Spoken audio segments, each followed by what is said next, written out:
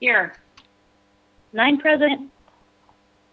Thank you. Presentations is next. I'm not aware of any presentations, so we'll go ahead and move to the approval of the minutes. The minutes of the City Council meeting of April 13th, 2020 have been reviewed. If there's no objection, the minutes will be signed. Hearing no objections, the minutes are being signed. Will the clerk please affix my signature to the minutes? Right. If there is no objection, the introduction and referral calendar will be adopted. Hearing no objection, the introduction and referral calendar is adopted. If there is no objection, today's agenda will be adopted. Hearing no objection, the agenda is adopted. All right, folks. So as I discussed this morning during council briefing, we are going to reintroduce and reintegrate public comment into our full council meetings and any committee meetings that we have in the future. So at this time, we will open the remote public comment period. Before we begin, I want to start by reminding my colleagues and the viewing public that this is, in fact, a pilot program that we are testing for the first time today.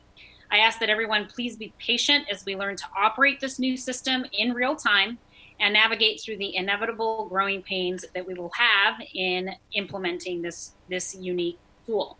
So as we move forward, we will continuously look for ways to fine-tune this process and hopefully add new features that will allow for additional means of public participation in our council meetings to promote additional accessibility to those who wish to provide us public comment on items on today's agenda.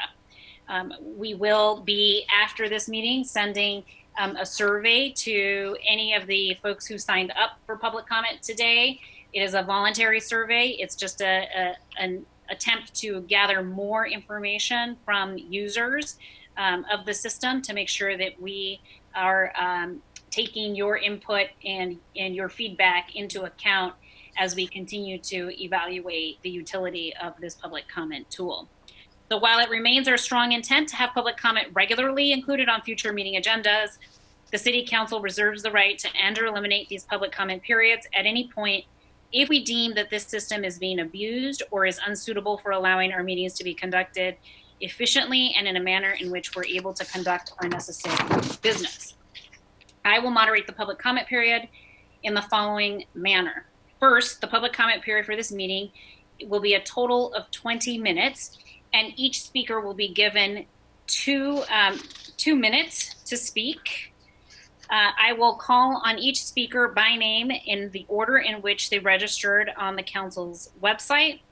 If you have not yet registered to speak but would like to, you can sign up before the end of public comment by going to bit.ly/council-comment. The link is also listed on today's agenda.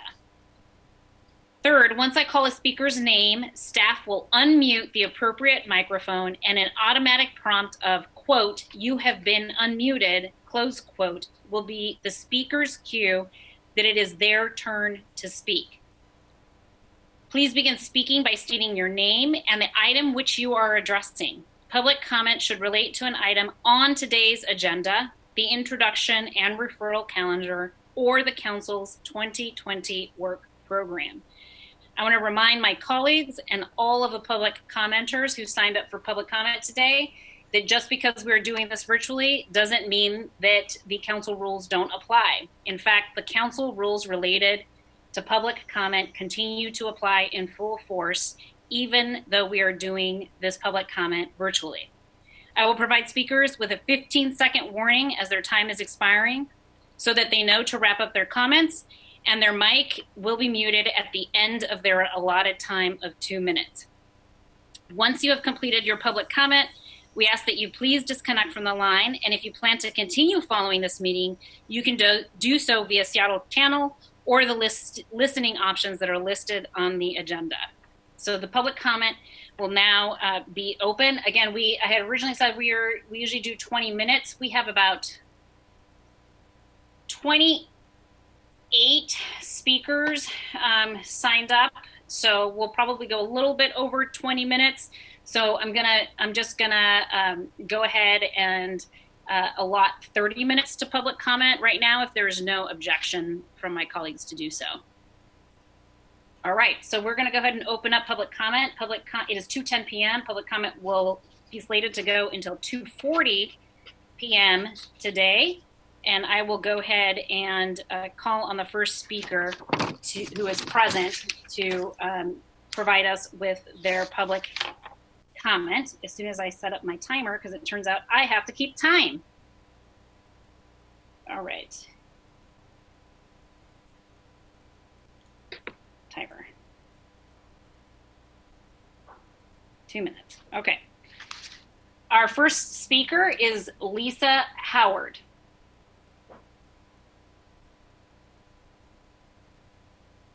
And I'm pulling up Lisa, and Lisa's now allowed to talk.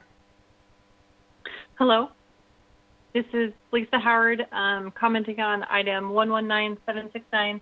I'm the Executive Director of the Alliance for Pioneer Square. The Alliance represents over 850 businesses in the Pioneer Square Historic District, working to ensure Pioneer Square is a vibrant community. Just a couple quick things. We support the proposed Special Review District legislation to address the COVID-19 impacts, temporarily granting the Department of Neighborhood staff administrative approval authority for certain types of common certificate of approval applications is critical to ensuring the economic viability and recovery of our historic district. We encourage the council to support DON in creating a process consistent with the Open Public Meetings Act and the Governor's Proclamation to restart the board meetings using online methods as soon as possible. And last, we also support adding the single-story penthouses to the list of elements that DON staff may administratively approve due to the clear standards within our code. DON staff is well qualified to review and approve the new penthouses in this district. Thank you for the opportunity to comment today and for your tireless work during this crisis. Thank you, Lisa, for that public testimony. We'll move on to our second speaker, who is Brady Nordstrom. Hello, my name is Brady Nordstrom, and I'm with Seattle for Everyone. I'm here to comment on Council Bill 119769. I thank Council for the opportunity to speak today. So let's begin from where we hopefully all agree on this bill that these are exceptional times and they require us to pursue bold solutions. So many options are on the table now that would not be otherwise. So a key goal of this legislation is to allow our master use permitting process to continue and to avoid procedural blockage of direly needed housing construction in the city. So the solutions are within our grasp, and I'd like to share 3 points of consensus across mission-based and for-profit housing developers. So first, this bill should be passed today. We've already lost what will soon be a month, and now we're dangerously close to a housing financing cliff, which will mothball or jeopardize projects, leading again to an exacerbation of the housing crisis through the pandemic. So we have to ask, will we let these dual crises needlessly compound? Number 2, we caution against the amendment to remove affordable housing exemptions. Our state leadership explicitly recognizes affordable housing is critically important during the emergency. So these mission-based organizations have asked for our help to meet funding requirements and to keep their projects on track. And again, we have to ask ourselves, will we listen? And number 3, this order should be in effect for up to 6 months. And some are concerned about the quality of the built environment if we temporarily suspend this process. But we ask instead what is necessary to actually build that environment for communities.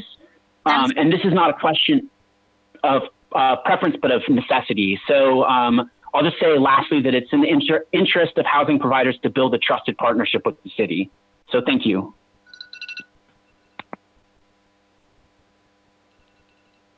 Okay. All right. Thank you so much, Brady, for your public testimony. We're going to move on to the next person who signed up, who is Megan Cruz. Thank you. Megan Cruz here to speak on CB 119769. This bill is supposed to be temporary, but it's going to eliminate public participation in design review process through most of the rest of the year. Please make this a true emergency bill by setting a strict 60-day limit under Amendment 2. The purpose of the bill was to expedite affordable housing, but at the council briefing today, we learned affordable housing is already prioritized and receives administrative review.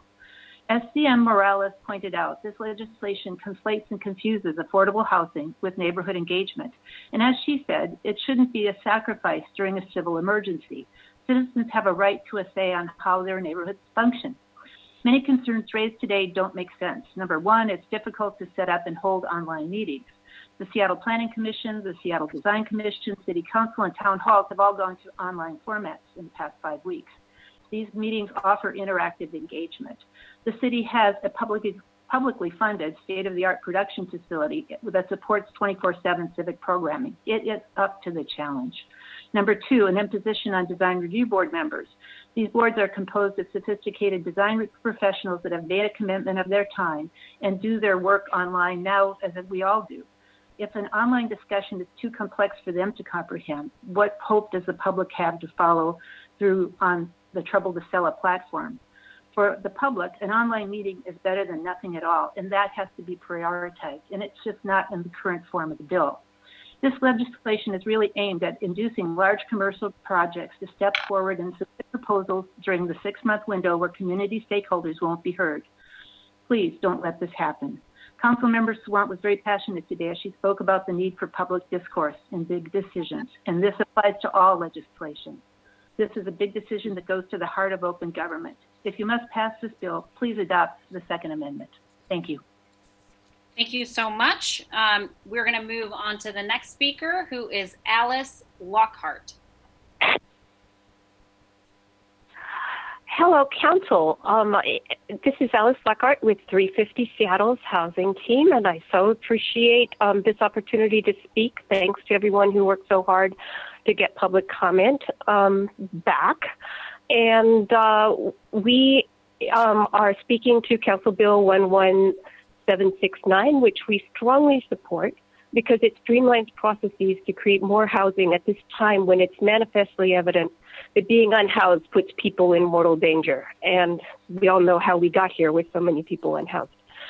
We believe this ordinance simplifies governmental processes at a time when our government is working full out to confront the crisis.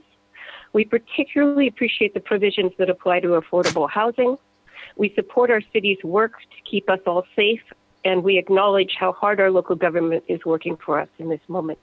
We do not support amendments to shorten the time that the bill will be in effect or to reduce its scope. While respecting their intent, we feel that they are over-optimistic with respect to how long we will be in crisis mode, first from the virus and later from its economic effects. And, with respect to its economic effects, we think it's really important to keep projects on track and keep good construction jobs because we'll really need them. And specifically, we support the Strauss substitute and Mosqueda Amendment 1 and not the other amendments. Thank you so much. Again, this is Alice Lockhart for 350 Seattle Housing Team, and you have my testimony in your inboxes as well. Thanks. Thank you, Alice, so much for that testimony. We're now going to move on to our next public commenter, who is Emily MacArthur.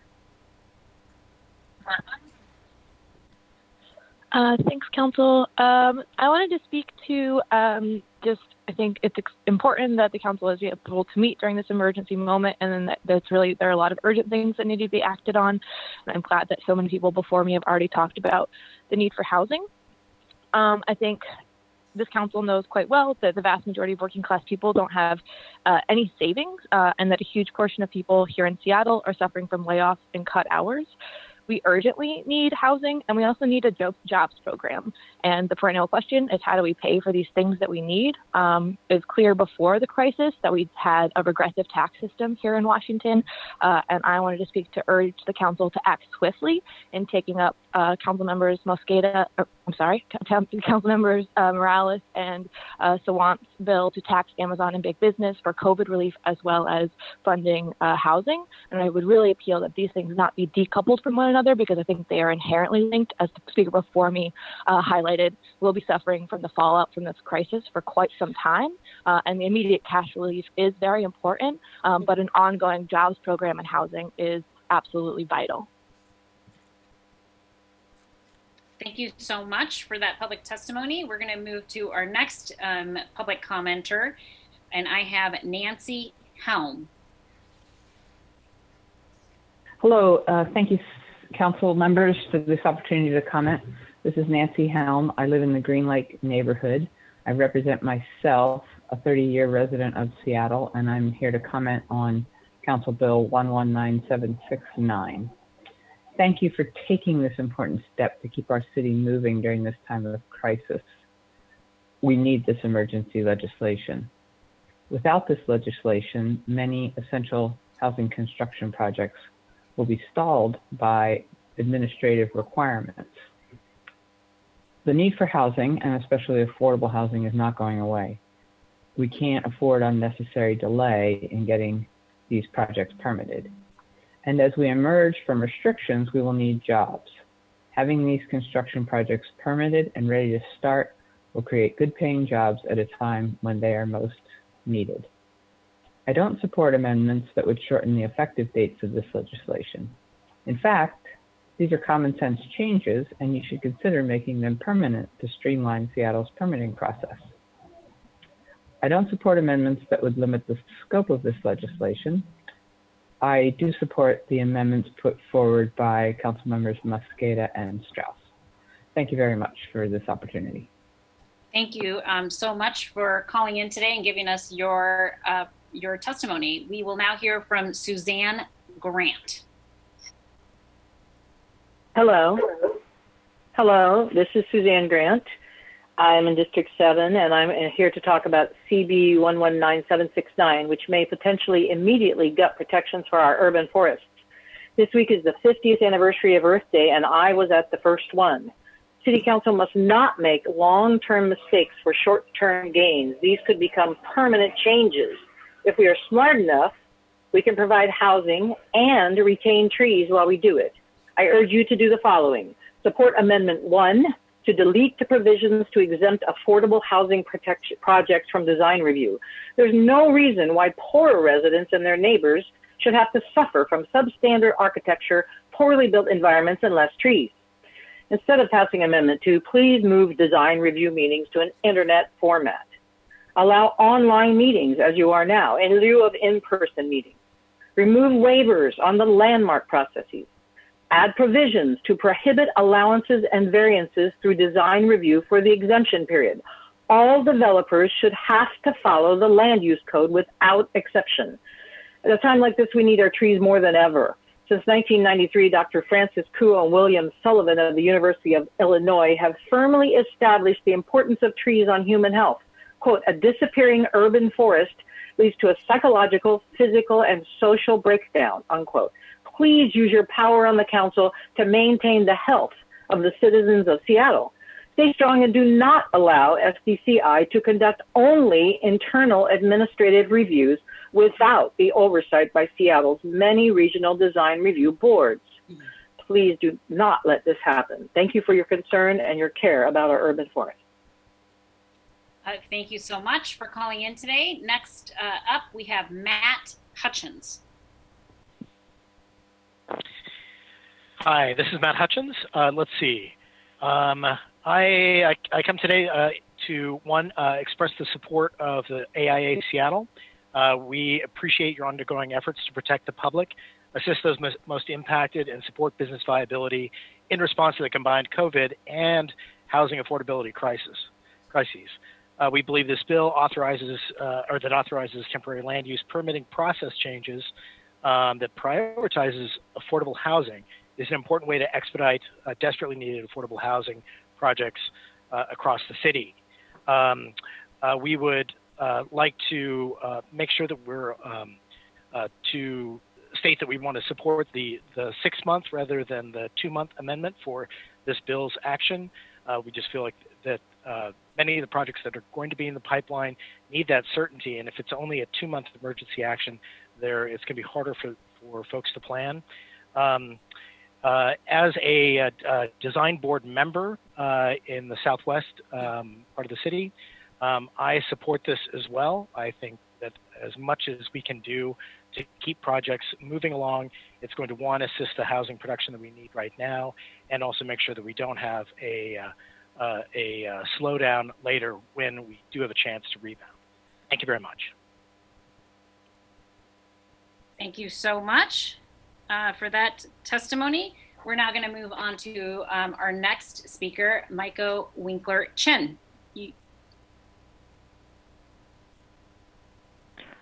Hi, council members.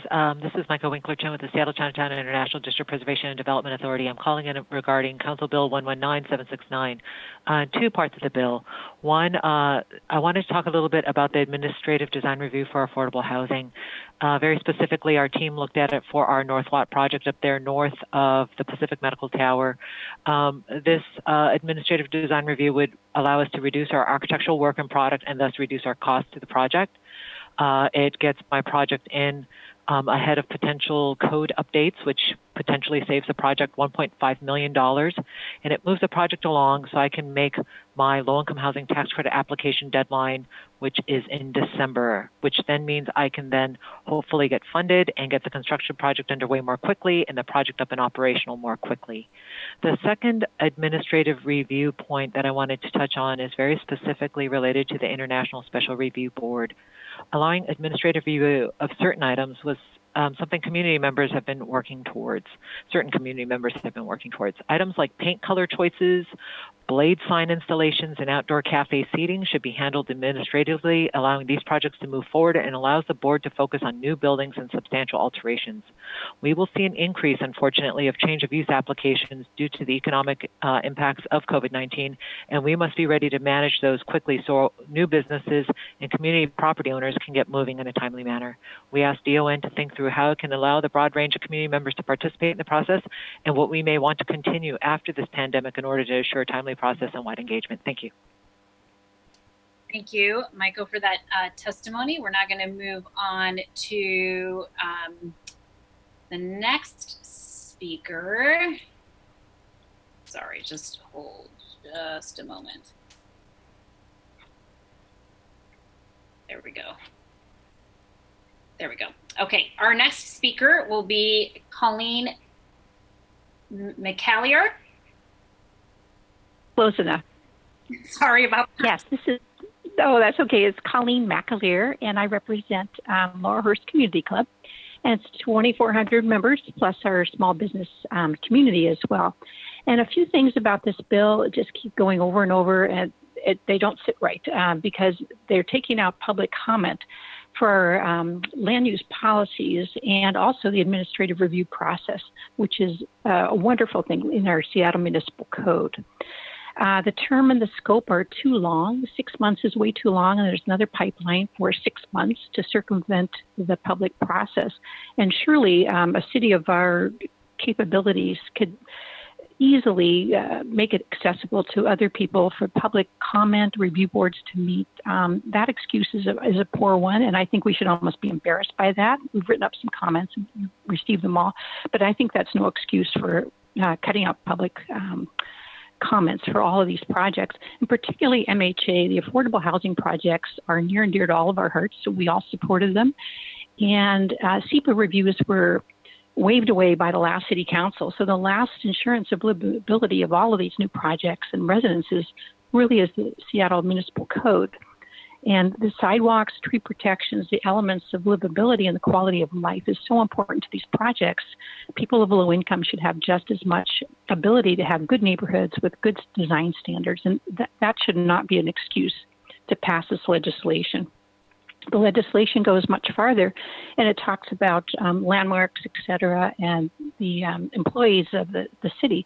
The employees are asked to do things from DON and the Department of Construction and Inspections that are kind of out of their ballpark. So, having them have their regular workload without the technology at hand, and then in addition to that, be responsible for some of these decisions that are not complete with design review and public input, those people who are in the situation, it's not a good policy. So basically, the legislation is bad. and it should not be passed. And there's so many amendments, and it's too long, and it's just a bad legislation. And I think City Council should just say no. Thank you so much. Thank you so much.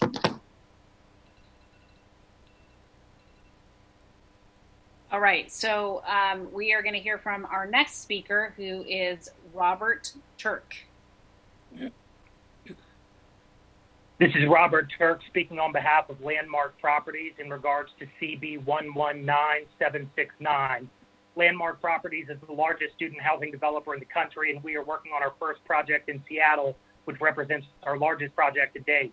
In addition to adding much-needed housing for University of Washington students, the development will pay $12 million in MHA fees, drastically increase the tax base, voluntarily landmark a historic apartment building on the block, create a public through-block corridor at 12th Avenue Northeast and Brooklyn Avenue Northeast for safe, lit, and active public space, add 8,500 square feet of retail to the University District.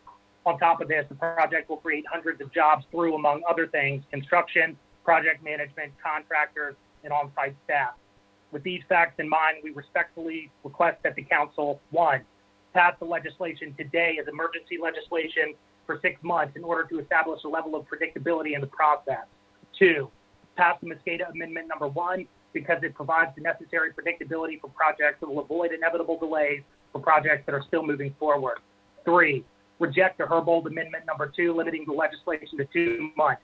This does not give staff sufficient time to review projects administratively and will ultimately cause additional delays because every project will have to start the design review process again and wait in line to get before the board. If the staff has not published our design guidance by June 20th, the project will have to wait in line with all the other projects that have missed board meetings. The DRB meets twice a month and is a voluntary board, so even if meetings are delayed, the delay could be a couple of months. Every additional week of delay here is putting this project and its $12 million in MHA payments at risk. Thank you for your consideration. Thank you so much for that testimony. We'll now move to our next public commenter, Erica Johnson. Hi, my name is Erica Johnson, and I'm commenting on CB 119769. I work at Lake Union Partners of Seattle, and we are a small local company with a focus on preservation work in the city. I'm a project manager on 3 preservation projects in the neighborhood, and I'm concerned about any legislation being proposed that would not allow the design and review of projects in Pioneer Square to proceed with administrative staff review, just like they are online and just like they are for the rest of the city. My job depends on being able to keep working and moving the city process along, including important certificates of approval. The same goes for all of the small shops we hire for design, engineering, along with the retail shops in the neighborhood who need approval to keep their businesses running. I plead with you, please approve Councilmember Strauss's amendment, which allows the process to continue during the COVID-19 situation, and reject any proposal which would be counter to Councilmember Strauss's amendment. People's livelihoods are at stake, and I ask you to please vote for Councilmember Strauss's proposal. Thank you very much. Thank you, Erica, for calling in today. We'll now move to our next public commenter, Freya Johnson. Hello, thanks for hearing my testimony today. I am an architect with Environmental Works. We were founded on Earth Day 50 years ago and celebrating our 50-year anniversary this year. I am the project architect of the LGBTQ Senior Affirming Affordable Housing Project, which will be located in the Capitol Hill neighborhood on Broadway between Pike and Pine. It will provide 122 housing units. Additionally, I am a transgender woman and therefore a member of the community that this project will house. This will be the first project of its kind in Seattle. Our city lags far behind similar-sized cities in providing dignified, affirming housing and community centers for their LGBT communities, a community that has been disproportionately affected by this crisis. The Human Rights Campaign's brief titled "The Lives and Livelihoods of Many in the LGBT Community Are at Risk Amid COVID-19 Crisis." This brief provides the following insights. LGBTQ people are more likely to work in jobs in industries that are currently highly affected and will continue to be affected long after the crisis. The Human Rights Campaign's 2018 General Social Study found that the top industries in which LGBT adults are most likely to work are healthcare, restaurants and food service, education, including K-12 schools, colleges and universities, and retail. Due to the housing and unemployment discrimination, nearly 1 in 10 LGBT people in the U.S. were unemployed, nearly 1 in 5 in poverty. LGBTQ seniors are more likely to be living alone. They are 4 more times likely to not have children, putting them at risk of lack of care or support from the family. A survey of LGBTQ seniors by AARP found that 3 in 4 respondents were concerned about having enough support from their family and friends as they age. In short, we need LGBTQ affirming housing now. So how does this bill affect our project? Our project site contains a landmark building which will remain largely untouched but will nonetheless require the approval of the Landmarks Board. This bill will allow the Landmarks Board review process to happen within schedule. Furthermore, our project is funded. Please ask you to wrap up. Your time is up. Can you just wrap up? Okay. So our current project schedule has us submitting for permit just before the adoption of the new energy code. Any delay due to design review or Landmarks Board review subjects the project to these impacts. I ask that you please pass CD 119769 to provide dignified housing for a community that has struggled prior to this crisis and will struggle long after the crisis is over. Thank you for your time. Thank you. Okay, we will now move to our next speaker, who is Ava Metz. Hi, my name's Eva, and I'm speaking as someone who's been involved in the Taxi Amazon movement, and I think it's becoming more clear every day that the coronavirus pandemic continues, that the need to adopt Councilmember Sawant and Morales' legislation to tax big business for coronavirus relief, housing, jobs, and Green New Deal programs couldn't be any more urgent. I think it's important to recognize that the scale of human devastation under this pandemic is no accident. And as working people are suffering, big business is getting trillions of dollars in bailouts.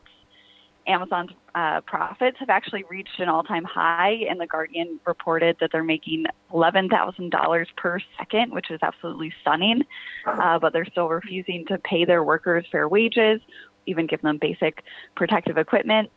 Also, Governor Jay Inslee has slashed $450 million from the Washington budget, and 22 million people have filed for unemployment. I think, again, it's more urgent than ever for City Council to pass progressive funding and build affordable housing, create thousands of jobs. I also wanted to say I think it's an outrage that nobody from the Tax Amazon movement has been invited to present in the Budget Committee meeting that's going to consider the Tax Amazon legislation starting this Wednesday.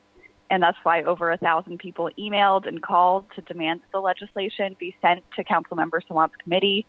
We didn't trust the council to move fairly, and we can see that they're already trying to silence the voice of our movement. We also saw in 2018 how big business fought viciously against paying any sort of tax, and a majority of City Council backed down. And I think City Council absolutely should not repeat this mistake and should stand up to big business pressure. But I don't think we can rely on that, which is why our movement has been organizing and gaining momentum to take our Tax Amazon legislation to the ballot and to voters if City Council fails to act. Thank you for calling in today. We will now move on to our next speaker, who is Addie Smith.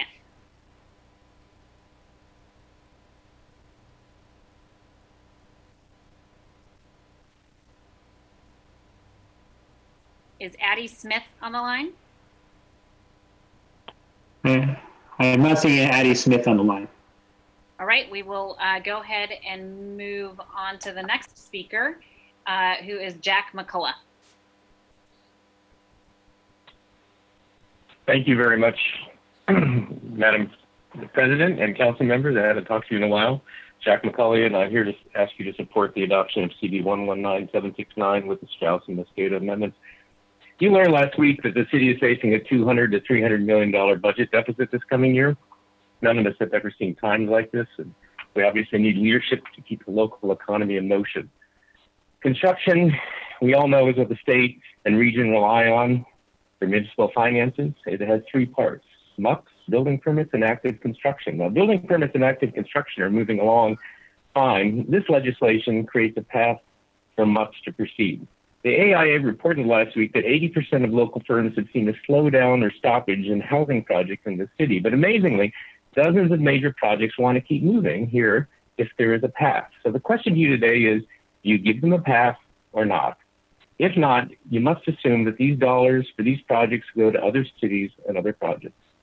This legislation is about thousands of housing units, thousands of jobs in construction design, thousands of jobs at the city, millions of dollars in MHA funds, and millions of dollars to the city.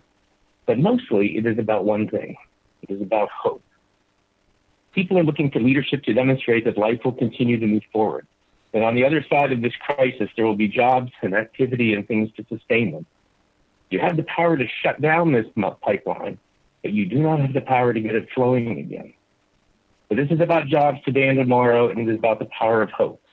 If people are ready to be hopeful about their future and proceed with their projects, which is our future, it would be a crime to crush that hope. Unfortunately, you will not have a second chance to make a good decision here, so I encourage you, make a good decision and be well. Thank you, Jack, for calling in today and giving us your public testimony. We're now going to move on to our next speaker, who is Derek Lum. Hey there, everyone. Can you hear me? We can hear you. Cool. So my name's Derek. I'm calling on behalf of Interim CDA. So we are part of a group of people in the Chinatown International District writing in to express our concern regarding a very specific amendment or like sub-amendment to CB 119769. So the main point is that meetings held electronically in Chinatown International District during COVID-19 crisis are by nature not public. Because the CID is home to many low-income, limited English-speaking seniors, immigrants, and refugees, and people generally do not have access to internet, the equipment, the experience, or the comfort levels needed to participate in electronic meetings. Our low-income community members who are most impacted by the threats of gentrification and displacement are the very people whose voices will be excluded from electronic public meetings. We hold deep concern about any measures that limit or omit opportunities for community voice, especially during a time of crisis when community organizations and advocates are rightly focused on meeting the immediate and basic needs of vulnerable community members. Please do not let developers with a speculative stake in the Chinatown International District, whose projects are feeling gentrification and displacement, take advantage of this kind of crisis. Do not let them sidestep public process and suppress community voices when our community is facing urgent life and death matters. We oppose electronic International Special Review Board district meetings in the Chinatown International District. Thank you. Thank you for calling in, Derek. We're now going to move on to the next speaker, Patience Malaba.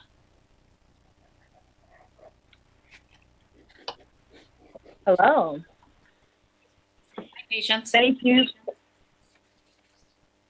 Thank you for the opportunity to testify, Council President. For the record, my name is Patience Malaba, and I am with the Housing Development Consortium of Seattle-King County. As an association, our members have been partners to the city. They have been working on the front lines of the COVID-19 and housing crises in every part of our King County region. We were grateful for your partnership at the state level as we advocated for affordable housing to be recognized as an essential service during this crisis. And now this emergency bill is the opportunity for a bold decision to support current affordable housing production as a critical tool for economic stabilization, as well as advance a pipeline of future projects that will be shovel-ready when we are through this crisis. I want to emphasize on 3 specific points. Number 1, that this legislation should be 6 months in duration and adopted as an emergency for it to support projects. Number 2, please prioritize including the affordable housing exemption from ADR for projects that apply for building permits in the next 6 months. And if as council, you do not get to that consensus, we ask that you immediately introduce legislation that will make the exemption from ADR for affordable housing a permanent legislative decision. Affordable housing production is our only long-term housing strategy for the housing crisis that we were already grappling with before COVID-19. Even then, the ADR process was slow, and now more than ever, we need more innovative strategies to help the housing crisis, to help meet the housing need that is being exacerbated by the COVID-19 crisis. So with that, thank you, council members, and we hope that you will be voting today on a legislation that supports affordable housing. Thank you, Patience. Colleagues, we've been going for a little over 30 minutes, which is what I had allocated to begin with. We only have about 12 more minutes worth of public testimony. If there's no objection, I'd like to just go ahead and finish off the list. That would put us at finishing around 3 o'clock p.m. Is there any objection? Hearing no objection, we'll go ahead and continue on with public testimony until 3 p.m. Our next speaker is Ana Bonilla.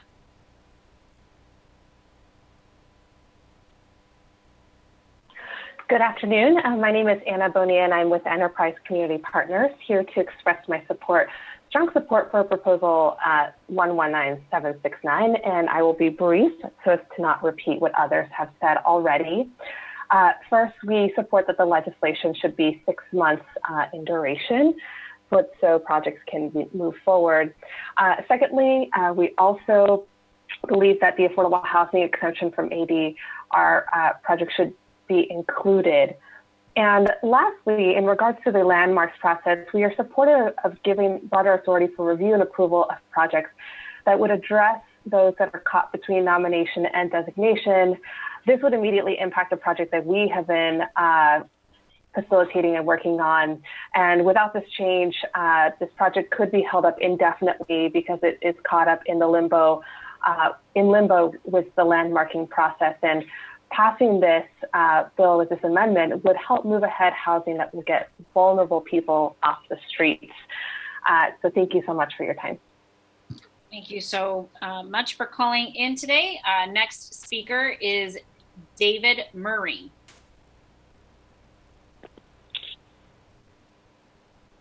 Thank you. This is David Murray, architect in Andrew Lewis's District 7 regarding the emergency bill CB 119769.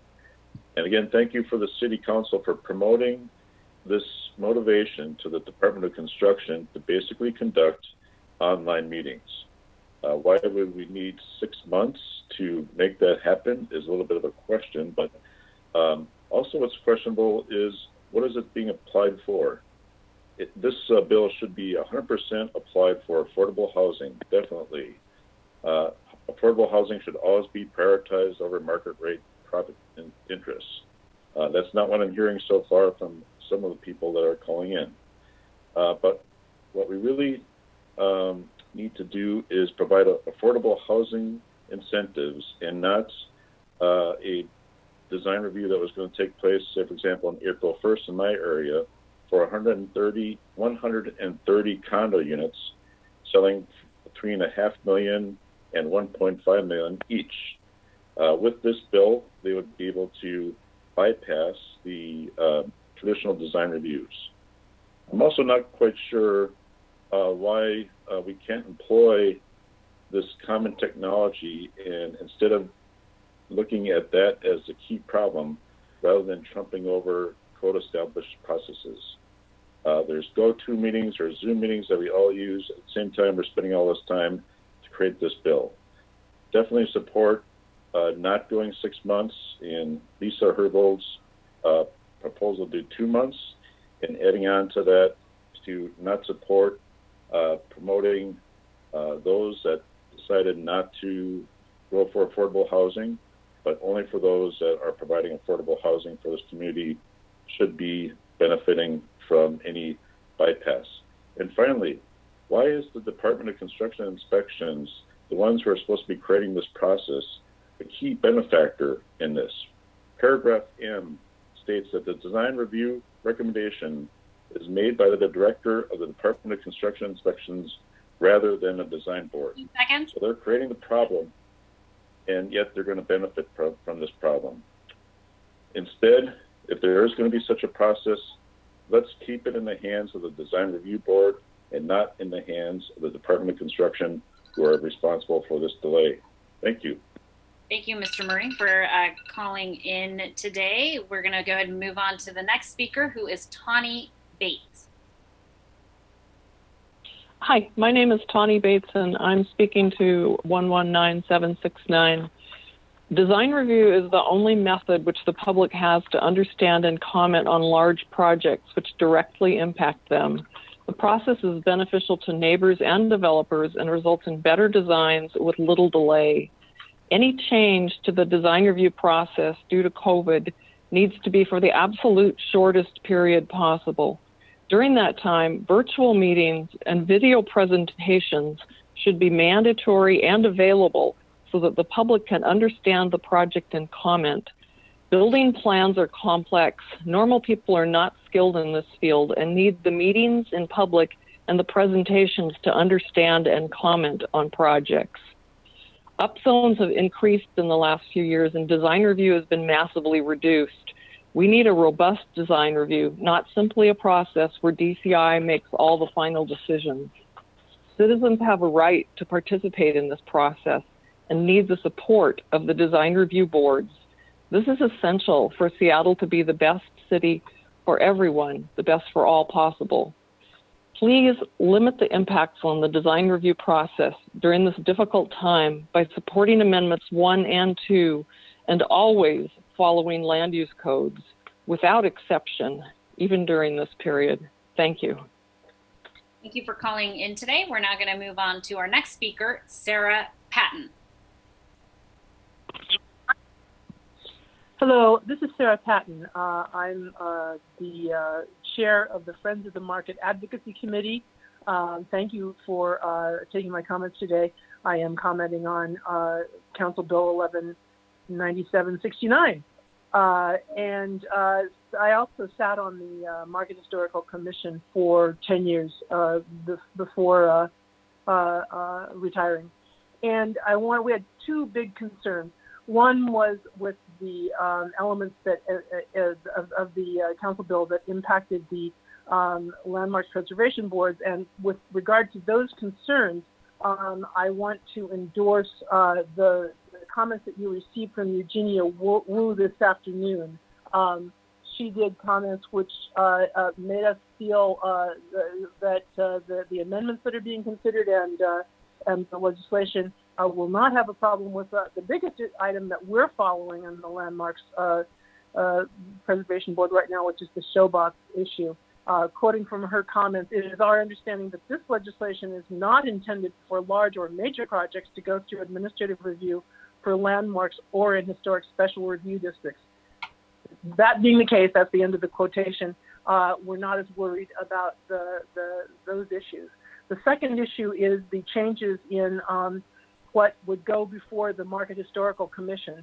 We're concerned about the legislation giving the Department of Neighborhood jurisdiction even for a very short period of time. We think that if the council, and you're doing a great job of it, can do Zoom or other platforms to get public comment and to have this kind of a hearing that the Market Historical Commission can too, with some concerns as raised earlier by Derek Rom about the access of non-English speakers and people who don't have smartphones. But that can still be handled, we think, and we think that that would be the best way to do it. We have been concerned over the last my time is up? You got about 10 seconds. Okay, well, I will just thank you again and be concerned that the Department of Neighborhood has attempted to reduce the Market Historical Commission authorities in the past, so we're concerned about that again. Thank you very much. Thank you so much for taking the time to call in today. We have about 3 speakers left, colleagues, so our next speaker is Joe Kunzler. Wow, the first ever tele meeting of the Seattle City Council. I want to thank Council President Gonzalez for being an awesome council president and starting this new process for a new day of public input where people can call in from home. I think that's the way to go. And I want to congratulate Council President Gonzalez on being president, and I hope she reads the book Tackling Zimmerman, because she's such a great leader for our commons, and I hope this continues after the pandemic, which I hope the end is in very close sight because of the great work of all the health workers in Seattle. And with that, I'm going to stand down and let the next person in the pattern. Thank you so much, Council President. Thank you so much for coming in today. Our next speaker is David Garrity. Thank you. I would like to step back and discuss what the purpose of this was. As it was described, the purpose was to respond to the prohibition against open meetings. But as I listened to all the comments, it sounds like the purpose was to streamline the development process. That doesn't seem right to me. It sounds from some of the developers that they're just chomping at the bit to see if they can get their projects through in a certain number of months. That's not what the emergency calls for, and that's not what the emergency bill pretends to be about. And I think there ought to be some rethinking about what bill are you really putting forward. I'm especially concerned about the historic preservation aspect of this bill. It's one person, and where I don't see where the public even finds out about landmarks projects. Maybe I missed something in the bill, but there's got to be something in here to give public some information. And I would like to see the landmark review boards at least meet by Zoom or something akin to what you're doing now. There's no reason they can't. And that's about all I have to say. I just hope that I would like to say I am in favor of streamlining or at least favoring low-income housing. I have no objection to that. But I think there's got to be some examination. What is the purpose of this? Is it really just to push through development? Thank you. Thank you so much for calling in today. Our last speaker who is pre-registered to speak today is David Della.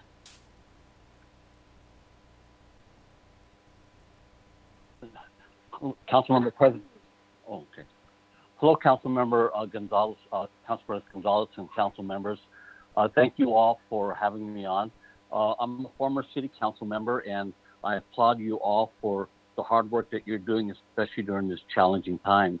I'm calling regarding Council Bill 119769, and I just want to say that I represent a number of stakeholders in the Chinatown International District, International Special District Review Board, who signed a letter to all of you, 21 stakeholders in the community that represented stakeholders, people who have projects, business owners, property managers, family associations, and community organizations that wanted to make sure that we support this emergency legislation, but that the international district be treated equally as other projects and being able to have projects heard with the help of online virtual means that would allow projects to be reviewed through the ISRD. And to do that, keeping in mind the language differences within the community. And someone, an earlier speaker, mischaracterized the amendment that was trying to be pushed, which is merely to say to allow the city to work with the community to find means through virtual means to hold review and meetings, including language, and we'd be willing to help do that in order to be able to, continue review of those projects. So a number of amendments that are in front of you do talk to that about finding virtual means to hold meetings, including language. And so I urge the council members to support those amendments that include that, to have the city work on, a process by which that can happen. So thank you very much, and I hope that we can come up with legislation that's going to work for all of us. Thank you. Thank you so much, Bardella. Really appreciate you calling in today. I am looking at the list one more time of people who are pre-registered just to make sure I didn't miss anybody, and I noticed that I, in fact, did miss somebody, and I want to apologize for that. We will hear now from Andrew Grant Houston, who is on the line. My apologies to Andrew for inadvertently skipping over that name. No worries. Thank you, Council President. Hello, Council. My name is Andrew Grant Houston, and I am a queer architect of color living in District 3. I'm speaking today in favor of CB 119769, the emergency design review legislation. And given the number of substitutes and amendments, I will first address them in order as presented on the table. No to the Morales substitute, yes to the Strauss substitute, yes to the Mosqueda amendment, no to the Herbold amendment 1, 2, and 3, and no to the Herbold and Strauss amendment 6. I believe that this legislation provides us with the opportunity to do two things. Number one, close the gap in housing units needed. And number two, reevaluate the design review system to allow anyone from any background using any language to be able to participate. Number one, this current crisis does not erase the housing crisis or the climate crisis that our city faces. I will note the McKinsey report released in January that noted a gap of 37,000 units to stably house all homeless and rent-burdened households in Seattle. Microsoft puts the gap at over 300,000 units in the Puget Sound region as of the end of 2018. As much as I enjoy spending 2+ hours on a weeknight listening to mostly wealthy white homeowners discuss why a building is too tall or has too many windows looking into their yard, these delays mean that we do not provide the housing necessary for those that are still living on our streets, which, although we can argue many points about the issue, can agree that these hypermobile individuals maintain a high risk of continuing the spread of COVID. In terms of climate, I ask that deep green buildings be exempted from the design review during this emergency. These highly technical buildings can reduce our energy consumption, are built to the highest quality to ensure performance, and in many ways their design runs counter to our existing design guidelines. Lastly, number two, I find it funny that many of the comments so far express concern in low-income communities being able to participate in the design review process, given that the current system does not allow for citizens who do not speak English, for third shift workers, and who have families to tend to be able to have an equal say in the process. And I will end. La igualdad no es equidad. Thank you so much, Andrew, for calling in and giving us your testimony. That is the last person who signed up, pre-registered for public testimony. So I will go ahead and now close out the public comment period of today's meeting, and we'll go ahead and continue to move through our agenda. Payment of the bills. Will the clerk please read the title? Council Bill 119777, appropriating money to pay certain other claims for the week of April 6, 2020 through April 10, 2020, and ordering the payment thereof. I move to pass Council Bill 119777. Is there a second? Second. It's been moved and seconded that the bill pass. Are there any comments? Please, hearing no comments, will the clerk please call the roll on the passage of the bill? Councilmember Mosqueda. Aye. Councilmember Peterson. Aye. Councilmember Sawant. Aye. Councilmember Strauss. Aye. Councilmember Herbold. Aye. Councilmember Juarez. Aye. Councilmember Lewis. Aye. Councilmember Morales. Aye. Council President Gonzalez. Aye. 9 in favor, none opposed. The bill passes and the chair will sign it. Will the clerk please affix my signature to the legislation? All right. Item 1, agenda item number 1. Will the clerk please read the short title into the record?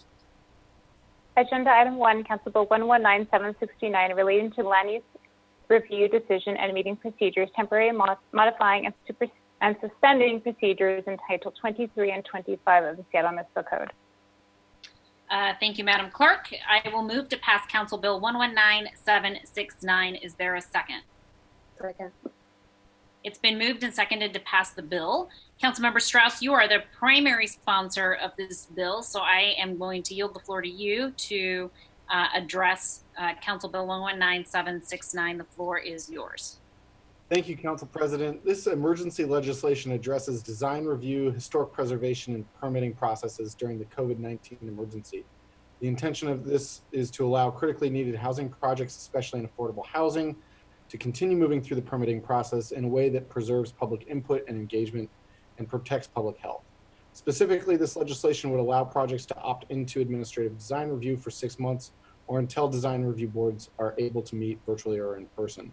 It would allow for the pre-application community outreach to be done virtually and explicitly provides ways to accomplish this. It would allow for minor design decisions related to historic landmarks or historic and special review districts to be made administratively, while suspending meetings and the major decisions of the landmarks and special review boards. Because legislation is being enacted on an emergency basis, all provisions would lapse after 180 days, and we would be required to hold a public hearing within 60 days. We discussed many amendments this morning, and I've had many conversations with most, not all of you, and there have been a few changes made since then, which we can discuss as we move into amendments. Thank you all for the consideration of this legislation. And while I know that there are small changes needed to be made for some folks here and there, I really do stress the importance of passing this bill today. Again, I'll finally end with, while I have staffed this body of work, permitting and design review and anything land use work for over 2 years at this point, the level of complexity and nuance is great, so much so that I have had to be rebriefed on many sections of this bill. And so please, if you do have questions upon nuance, do not hesitate to ask. And I do urge passage of this bill today. Thank you for your time. Thank you so much, Councilmember Strauss. So we have lots of amendments and lots of things that changed sort of at the last minute before we reconvened. So I'm going to go ahead and call for any comments on the underlying bill. I know that Councilmember Strauss, I wanted to recognize that between the end of our council briefing meeting and now, you were able to successfully work with some of the amendment sponsors to incorporate previously circulated amendments, many of the amendments that we discussed during council briefing this morning, into an updated substitute bill that is now being identified as the Strauss Substitute version 2. My understanding is that this version includes the following amendments: Mosqueda Amendment 1, Herbold and Strauss Amendment 6, and Herbold Amendment 3. There is additional language that was added to version 2 of this substitute, the Strauss Substitute version 2, that has not been previously circulated. And I will need to request that you describe the language once you address the substitute. So because of this new language, we will need to move to suspend the council rules to allow the council to consider version 2 of the substitute, again, because it was circulated after the noon deadline. So if there is no objection, the council rules will be suspended to allow consideration of the Strauss Substitute version 2 that was not previously circulated. Correct. So I move to amend Council Bill. Hold on. You can't move anything until I go through the process of seeing if there's any objection to even consider it. So I've called for any objection to considering Strauss Substitute version 2. I'm not hearing or seeing any objection. So hearing no objection, the council rules are suspended and we can proceed with consideration of version 2 of the Strauss Substitute. So now, Councilmember Strauss, I will hand it over to you to move your substitute. Thank you. I move to amend Council Bill 119769 by substituting version 2 for version 1A as presented on version 2 of Strauss Substitute recently distributed. Is there a second? Second. All right. It's been moved and seconded to substitute the bill.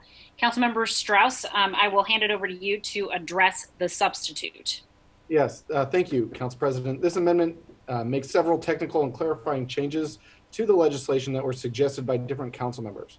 I'd like to thank Councilmember Mosqueda, Herbold, and Morales, especially for their collaboration. In addition to the items discussed this morning, we were sent a new version of this substitute amendment to council members, which adds in several of the non-controversial amendments discussed this morning. It now includes Councilmember Mosqueda's Amendment 1, the joint Amendment 6 from Councilmember Herbold and myself, and Councilmember Herbold's Amendment 3.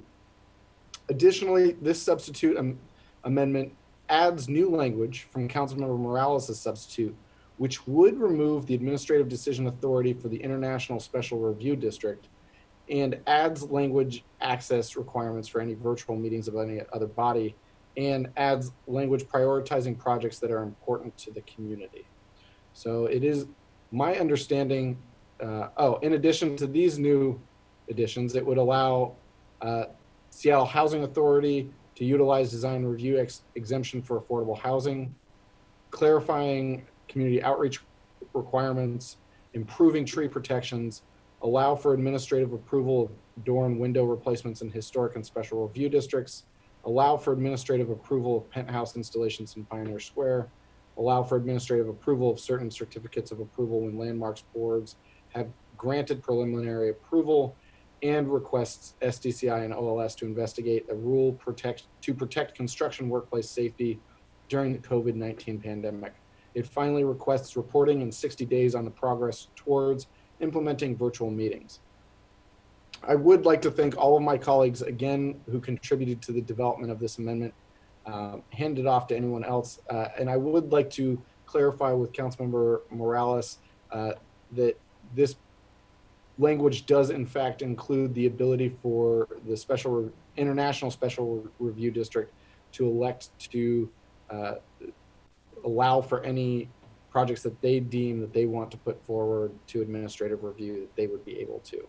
I know there were a lot of last minute discussions, and I just want to double check that this meets the criteria in which you've requested.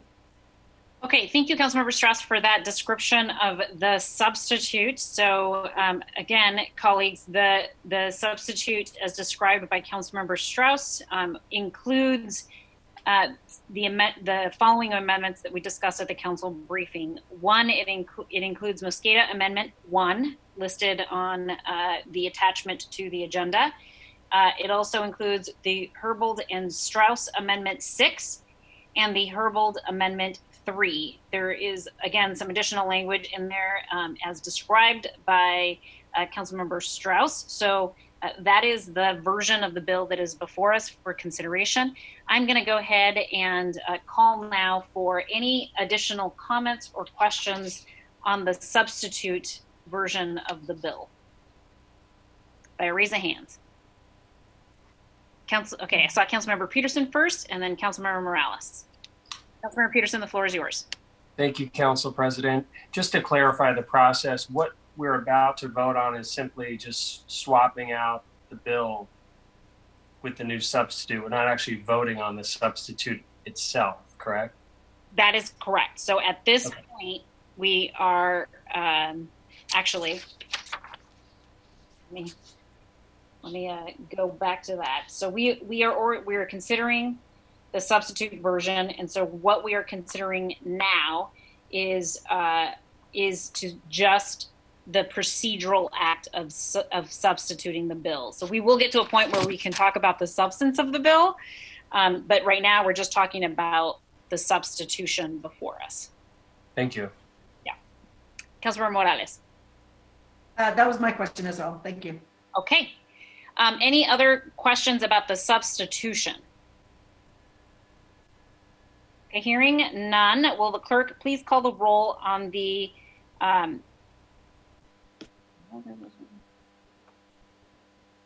yes. Will the clerk please call the roll on the adoption of version 2 of the Strauss substitute? Mosqueda. Aye. Peterson. Aye. Sawant. Aye. Strauss. Aye. Herbold. Aye. Juarez. Aye. Lewis. Aye. Morales, Aye. President Gonzalez. Aye. 9 in favor, none opposed. The motion carries and the substitute is adopted, and version 2 of the bill is now before the City Council. So again, I'm going to open it back up to comments on version 2 of the bill that is before us. So before I do that, I just want to make sure, Councilmember Strauss, you don't have anything else to add to this version, correct? I'm seeing you nod your head. That is correct at this time, Council President. Thank you. All right. So we'll go ahead and I know that this is where we want to consider several amendments, and I'm going to hand it over to Councilmember Herbold, who is going to move her amendment first. Thank you. I move to amend Council Bill 119769 as presented on the Herbold Amendment 1 on the agenda. Is there a second? Okay, so thank you. It's been moved and seconded to amend the bill. Councilmember Herbold, please feel free to address the amendment.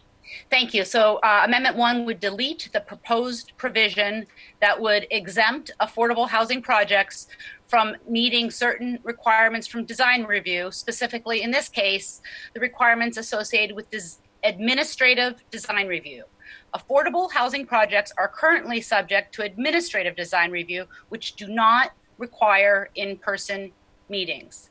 Everything else in this bill before us today serves to restore public process to certain projects via virtual meetings as necessary during this COVID-19 crisis when we cannot meet in person.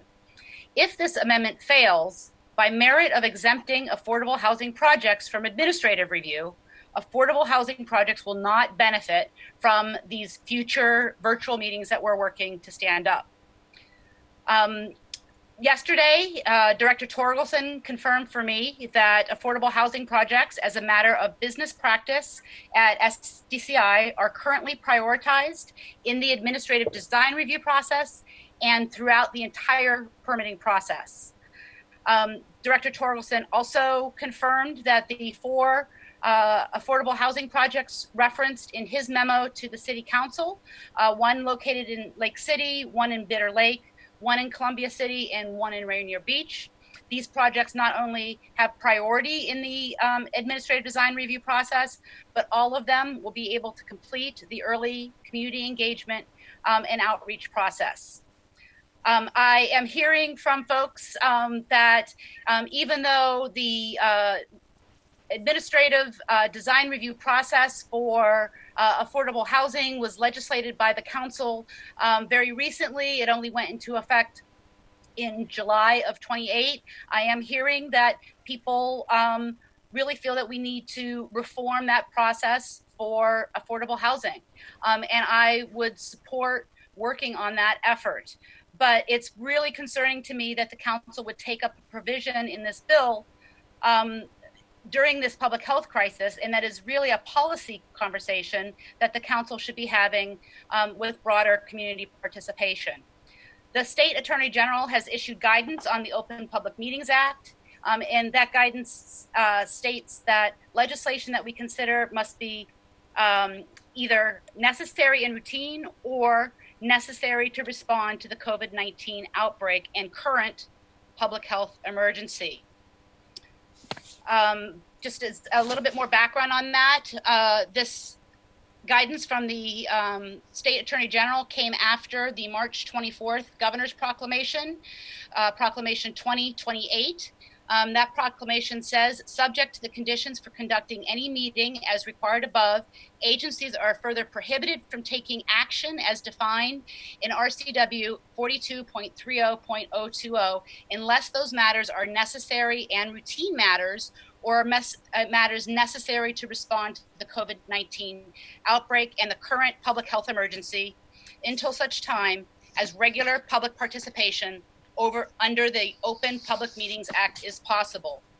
The March 26th Attorney General guidance went on to say that, put another way, in this unusual and urgent time when members of the public may not be attending agency meetings as they normally would, we need to ask whether or not agencies could hold on some matters until life returns to normal. They go on to say, since March 6th, state and local agencies have placed more restrictions on the public's movements and activities as the mean to help stem the spread of the virus, consistent with the general approach in the March 6th guidance, asking agencies to focus where possible on holding meetings only on those matters that must be considered. Under the proclamation, agencies must now specifically ask 2 questions on those matters where they want to take actions. They are whether or not the matter is necessary and routine, or necessary to respond to the COVID-19 outbreak and current public health emergency. If the matter does not meet those criteria, then the matter must wait. The guidance from the State Attorney General even goes so far as to define action as hearing briefings or reports in committee, not just taking legislative action. And so, again, this really, for me,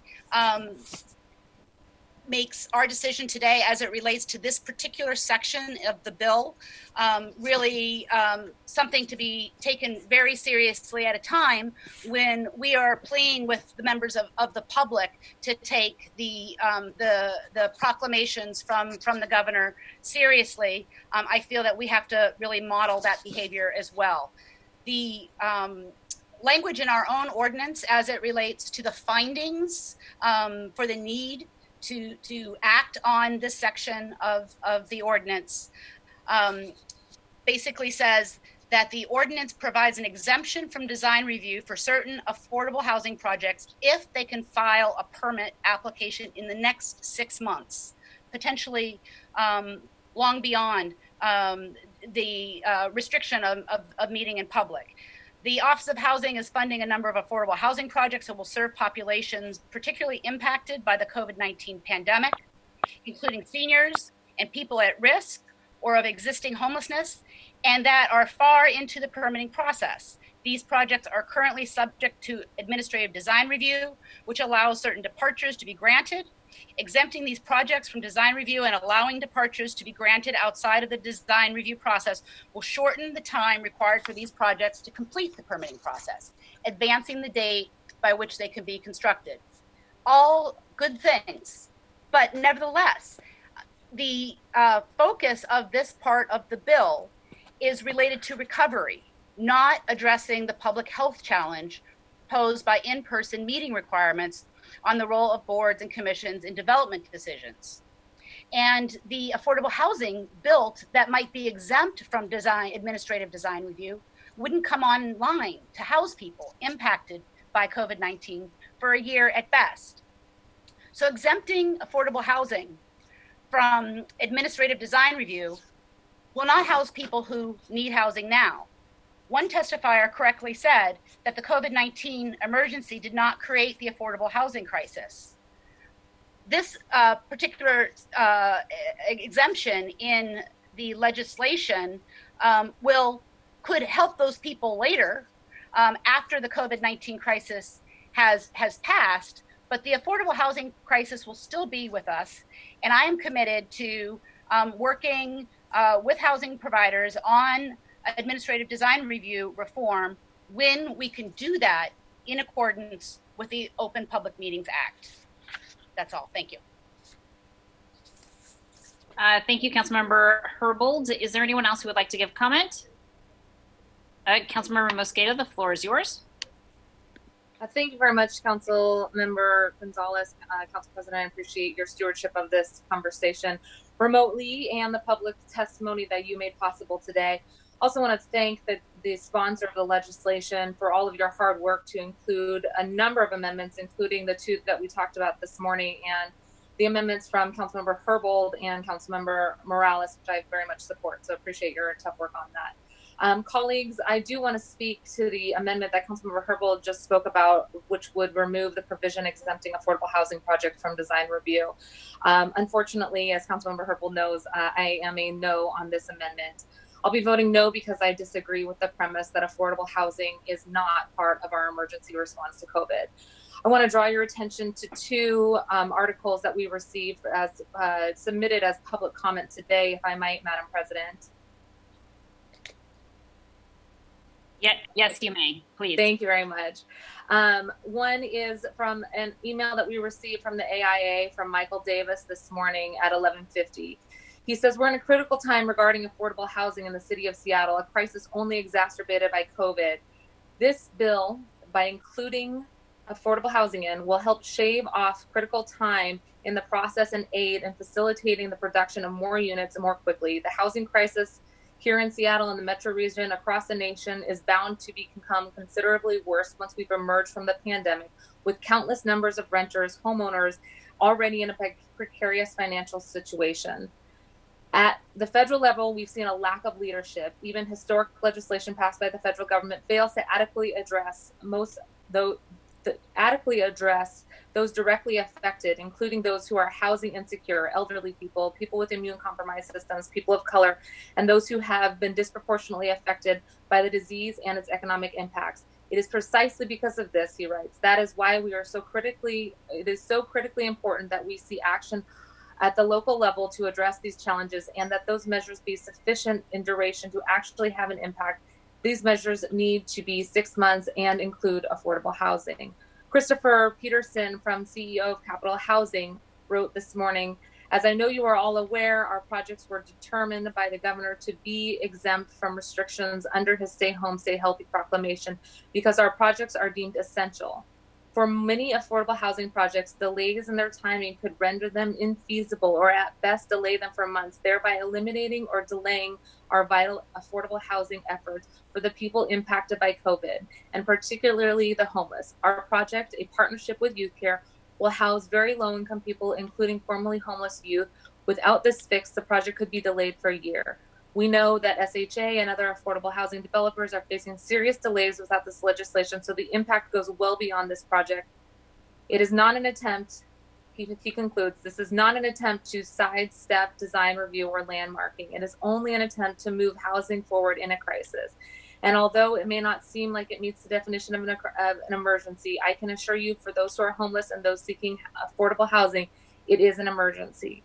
So colleagues, I would propose, as I talked about this morning, that it is precisely because of the length of time that it takes to build affordable housing that this is exactly why we need to include affordable housing in this ordinance being considered today, under the umbrella of COVID being a crisis that is directly affecting whether or not people can have access to healthy, secure housing. We cannot change how long it takes to actually build and create these affordable housing projects, but we can change the city's role and the timeline it takes to allow for affordable housing to move forward. Just because a project takes a year to actually build doesn't mean we should not act now. In fact, I think COVID-19 underscores why it's so important for us to figure out a way to expedite some of these provisions. I appreciate that Director Torkelson was reached out to, and I know that the Office of Housing was reached as well. But the comment that affordable housing is always expedited doesn't recognize that the office has created an Office of Policy and Innovation that was going to set up a process where affordable housing projects are actually stewarded through the process. We know right now it takes far too long for affordable housing to get through, and we wouldn't be setting up this office to steward affordable housing projects if they weren't being prioritized more. Affordable housing is critical for creating the ability for people to socially distance. You cannot social distance in overcrowded shelters or in supportive housing that is at capacity. We cannot move people out of shelters and into housing without building the affordable housing. The order from the governor says stay home in order to stay healthy. We need people to have homes. This is necessary to respond to the COVID outbreak and the current public health crisis by definition. Housing, and it's a necessity for responding to this public health crisis. So I will conclude by just saying I understand the importance for us to make sure that the public has every possibility to engage in the process, even as we're expediting and leaning heavily on staff to, in this moment of emergency, move as many projects forward as possible. But we knew we were in affordable housing crisis before this. The fact that we have COVID lingering over our community means that it is essential that we construct and move forward with affordable housing wherever possible, in keeping our workers healthy, but in recognition that affordable housing is a way for us to address the crisis of COVID and the public health concerns. I don't think it's accurate for us to say that in a year from now, when in a year from now, when the housing would be moving through the process, that we're going to somehow be out of this crisis. We just don't know that. The best case scenarios for a vaccine is 12 to 18 months. We don't know that in a year or in 12 months we will even be able to see our way out of here. So I do think that building housing, expediting the process, ensuring the community has a venue, as this ordinance has articulated, to engage in the process and make sure that we are providing the necessary oversight and input, but that we are building housing now is exactly what we need to be doing in order to make sure people can stay home, can stay healthy, have a home to go to, can move out of overcrowded shelters. And in an effort to be proactive about what is on the horizon, I would encourage our colleagues to keep the affordable housing provision in. Unfortunately, I'm a no on this amendment. Okay, thank you. I have 3 people in the queue now. Councilmember Salant, followed by Councilmember Strauss, and then Councilmember Lewis. Councilmember Salant, the floor is yours. Thank you, President Gonzalez. The COVID-19 crisis goes far beyond the tragic medical impacts of the coronavirus itself. As Councilmember Mosqueda was saying, it's also causing a recession that is rapidly developing into a depression. The need for a public jobs program and affordable housing after the medical crisis is abated, and there is a lot of uncertainty on when the medical crisis can be abated. So therefore, jobs and affordable housing have to be an important consideration in addressing this emergency, and I do not believe that they can be separated. And we have to do absolutely everything in our power to build social housing and create jobs through that. I've heard members of the community expressing the concern that affordable housing will become low quality housing if it's exempted from the design review. However, I'm not convinced by that argument, because the things that determine the quality of affordable housing, such as the apartment size, appliances, bedrooms, factors like that, are generally are generally driven by funding, not by design review. So while I understand the sentiment behind this and sympathize with it, I will be voting no on this amendment. Thank you, Councilmember Salant. Councilmember Strauss, and then Councilmember Lewis. Well, thank you, Council President. And to Councilmember Herbold's points, we had a long, robust discussion about this morning, and I will summarize, which is just to say, since affordable housing projects are already able to move through administrative design review, this legislation simply allows them a bypass for 6 months, much like the work that we allowed for volunteer design review boards to be moved to administrative design. There is limited staff time in this tranche, which means that we need to alleviate that pressure. So I believe that allowing for affordable housing within this bill is regarding the operationalization of this bill and not outside of our abilities and our parameters under the governor's orders. I will say that I agree with everything that Councilmember Mosqueda said. And with that, I will be supporting Councilmember Herbold's bill amendment, simply for the fact that I would prefer to see this entire bill pass today than to see it fail. So again, to reiterate, thank you. I'm going to support this motion, and I still believe that this, including affordable housing, remains within the spirit of the legislation and under the governor's orders. Thank you. Thank you, Councilmember Strauss. Councilmember Lewis, the floor is yours. Thank you, Madam President. So I'm going to be voting in favor of this amendment today. I would say, in response to Councilmember Mosqueda's points, which as a matter of policy, I very strongly agree with, I don't know that this particular legislation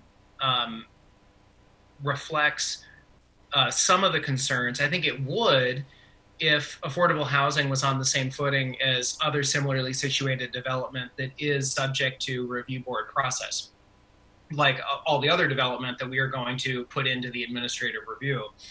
I don't think that, since the affordable housing is already subject to administrative review, that we're effectively putting it on the shelf or deprioritizing it as a city or deprioritizing it as a department. If we were in a position where the development of affordable housing was not able to proceed because it required in-person meetings, I think a lot of the concerns that Councilmember Mosqueda articulated would be a reality, but since it is subject to administrative review and it is the highest priority of SDCI, I am not in a place where I think it's warranted to move forward with this particular portion of the bill, which is why I'll support Councilmember Herbold's amendment. I think that it would be something that we should consider as a council subject to a process in Councilmember Strauss's land use committee. I think it makes sense as an incentive to figure out if we can exempt affordable housing projects entirely from the design review process from where they currently are in administrative review. To the representations of the department as to how this could be connected to the emergency response, and that's essentially the process that Councilmember Strauss just articulated, where because of the switch that we're going to make of going from the board process over to the administrative review process for other projects, which is going to result in a potential bottleneck there and require us to make further exceptions for affordable housing, which is already in administrative review. My hope is that that point is going to be largely moot in the case that we do transition over to the virtual board meetings, which all of us should be hoping that we are doing in short order rather than in long order. I don't want us to go forward with the assumption that what we are passing right now is an ordinance where we are expecting the entire 6 months to be taken up by this process where the review boards are going to be completely sidestepped. So in that case, if the review boards can resume their work, that takes care of the bottleneck that'll be created by the expansion of the administrative review. At that level, that's an incentive for SDCI to develop an ability to conduct the virtual meetings faster, which I think is something that this substitute that Councilmember Strauss puts forward makes as a big priority. All of us want to see the virtual board stood up as quickly as possible so that we can retain that due process, while at the same time not limiting essential projects that we know, if we do not take some kind of action, are going to languish and are not going to be able to be completed. So I think it is fully appropriate that in the interim of setting up the virtual process, there needs to be some kind of administrative stopgap, which is what this bill does. And on the whole, I'm very supportive of that process. This particular process where the affordable housing is moved completely out of any kind of design review feels to me to not be connected to the exigent issue trying to solve as a council. I think that it is a valuable and good piece of policy that we should be exploring, but I don't know that this is the proper forum for it. So with that, I'm going to vote for Councilmember Herbold's amendment and would urge my colleagues to do the same. Thank you, Councilmember Lewis, for those comments. Are there any other questions or comments on Councilmember Herbold's Amendment 1?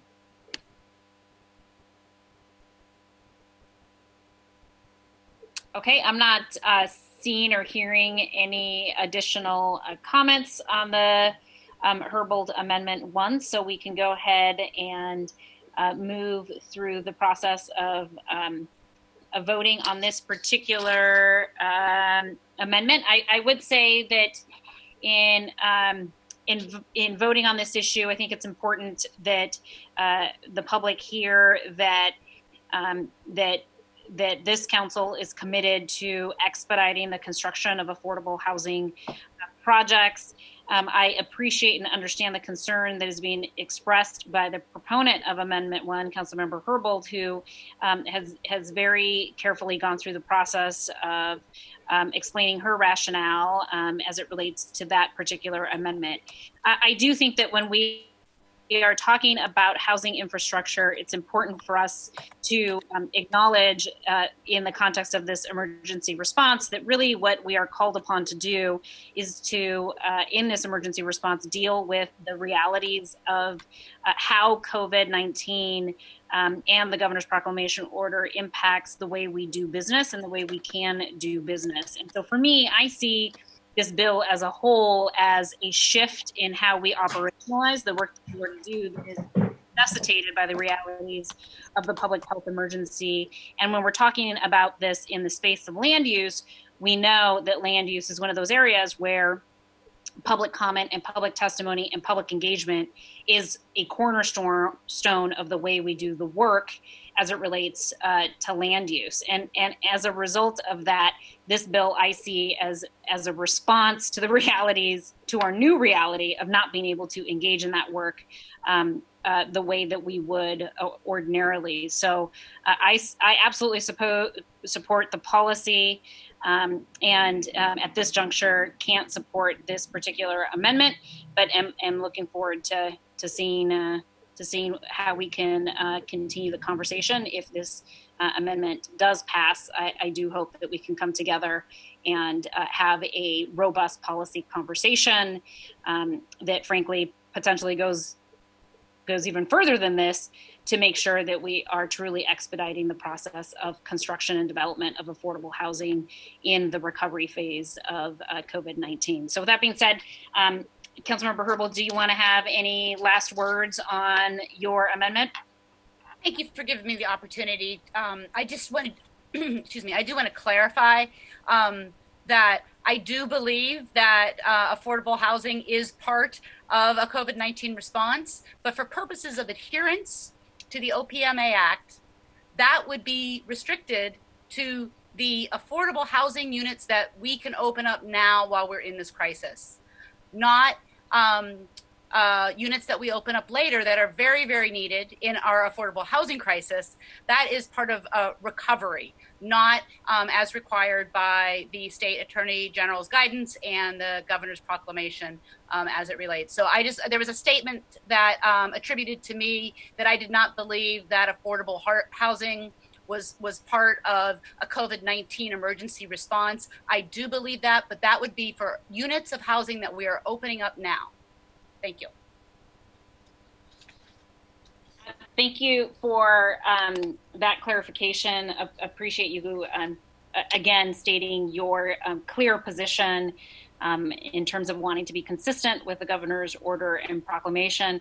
I think, frankly, I have gone back and forth in my own mind on this particular issue. I think that reasonable minds can disagree and differ in terms of the conclusion in this particular space. So I do appreciate the opportunity to have a really respectful conversation and to sort of put out on the table in a very public, transparent way the different ways that folks can think about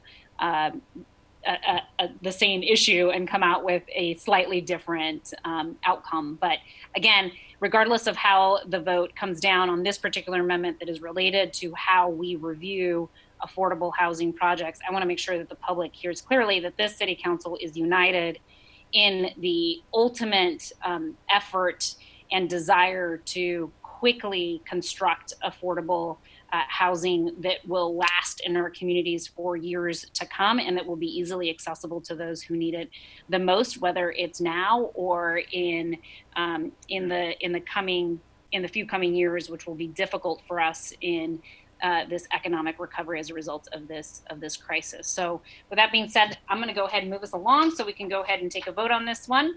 So will the clerk please call the roll on the adoption of Herbold Amendment 1? Mosqueda. No. Peterson. Aye.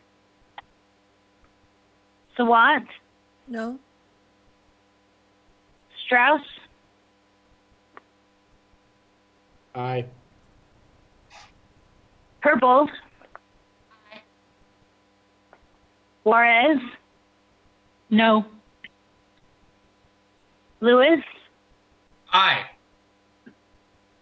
Morales. No. President Gonzalez. No. 4 in favor, 5 opposed. Okay, the motion fails and the amendment is not adopted. Are there any other comments on the bill as amended? Council President, may I say a few words quickly? Yes, you may. Councilmember Juarez, you are recognized. Thank you. First of all, thank you everybody for all the hard work you've done and how we went through this vote. And in particular, thank you to Councilmember Mosqueda and Councilmember Sawant I do appreciate what my other colleagues said, but I just want to share that your words really spoke to that we are in unique times and we have to do extraordinary things. And if there's ever a time for us to move things forward, this would be the time. I know it was an easy vote on a 5-4, but I want to appreciate everybody's hard work. And so I just wanted to end it on that note, because again, as the council president shared, we may have some differences on some of these inclusive issues, but the overall general picture under the governor's proclamation and what we're trying to do through Zoom and all these other technical, it has caused us to try to do our jobs in different ways, but still move our city forward in addressing affordable housing. So with that, thank you. Thank you so much, Councilmember Juarez, for those words. Okay, are there any other comments on the bill? Yes, Councilmember Peterson, the floor is yours. Thank you, Council President. So just so I'm clear, there are no more amendments at this point? Is that correct? I believe there are no additional amendments to come before the council, unless Councilmember Herbal, did I forget one of yours? I did have an amendment too, but I'm withdrawing it at this time because of other items that were included in the substitute, and also don't need to at this point, based on the vote that just occurred, for my purposes to bring forward Amendment 2. Great. And your amendment, Councilmember Herbal's Amendment 3, is already incorporated in the substitute. And my understanding is that Councilmember Morales will not be advancing her substitute bill. Is that correct, Councilmember Morales? That's right. Okay.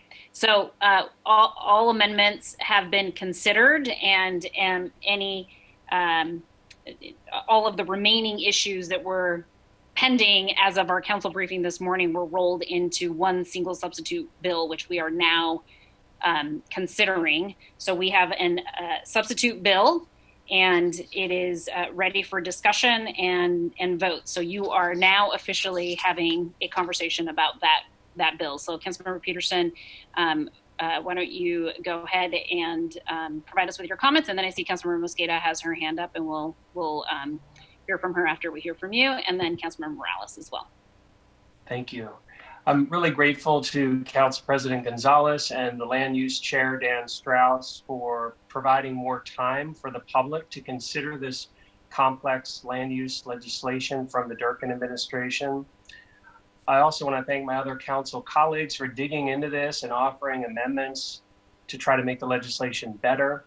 And thanks to our central staff analysts for rapidly organizing those amendments. Over the past couple of weeks, our office heard from both supporters and opponents of this legislation. The supporters of the legislation seem to be mainly from the real estate development industry, and I want to state for the record my concerns with the legislation. So the bill is presented as an emergency, and based on my experience managing analysts in the field of commercial real estate and working with investors, I do find it hard to believe that projects that we cannot solve the technological challenge that we have here for design review in our highly advanced tech city. I feel that I'm concerned that when there isn't an opportunity for the public to weigh in, that the quality of the housing can go down. There can be even, we heard concerns from some constituents about economic displacement. And so I think that's very serious, and I want to put that concern out on the table. It was mentioned before, low-income tenants deserve the benefits of design review, including administrative design review. And so I think that, again, quality of the housing sometimes suffers when there's not that public input. And the public input has been watered down over the past few years. I think that's important context to have here. And ultimately, there have been amendments, the substitutes, but no matter how many times we try to amend this bill, we're stuck with the official title of the legislation, which literally declares an emergency. I think Councilmember Herbold really laid it out well in terms of her concern about the governor's proclamation and the Washington State Attorney General's interpretation of that. There's some additional nuance here. We're also invoking the emergency under the city charter Title 4, Section 1, which states when an emergency exists in which it is necessary for the immediate preservation of the public peace, health, or safety, that an ordinance shall become effective without delay. So this ordinance is invoking that, and I'm concerned about that, asserting that there's an emergency need to essentially water down the process of public input for real estate development projects. Our city is a world leader in technology. I think others may find it hard to believe that we don't have the technological means to fix this. I'm concerned it will not survive legal scrutiny or challenge in the courts. And ironically, a legal challenge could result in the opposite goal of this bill, because any legal challenge would create even longer delays. So I just want to put these concerns out on the table, and we'll be voting no on this legislation. Thank you. Thank you, Councilmember Peterson, for those comments. Councilmember Mosqueda, and then we will hear from Councilmember Lewis. Thank you, Madam President. And I want to thank Councilmember Herbold. I think that the legislation that has now been amended with your amendment number 3 in the underlying bill, if I have the amendment numbers correct, was a strong addition to the legislation. And I want to thank the prime sponsor, Councilmember Strauss, for all of your work with Councilmember Herbold, Councilmember Morales, myself, and I know a number of others have been trying to work to the extent possible, roll of various amendments into the provision there. So wanted to really underscore my appreciation for all of our colleagues, and specifically to the good member from District 1. I definitely did not mean to impugn any motives. I know that you know that housing is a healthcare issue.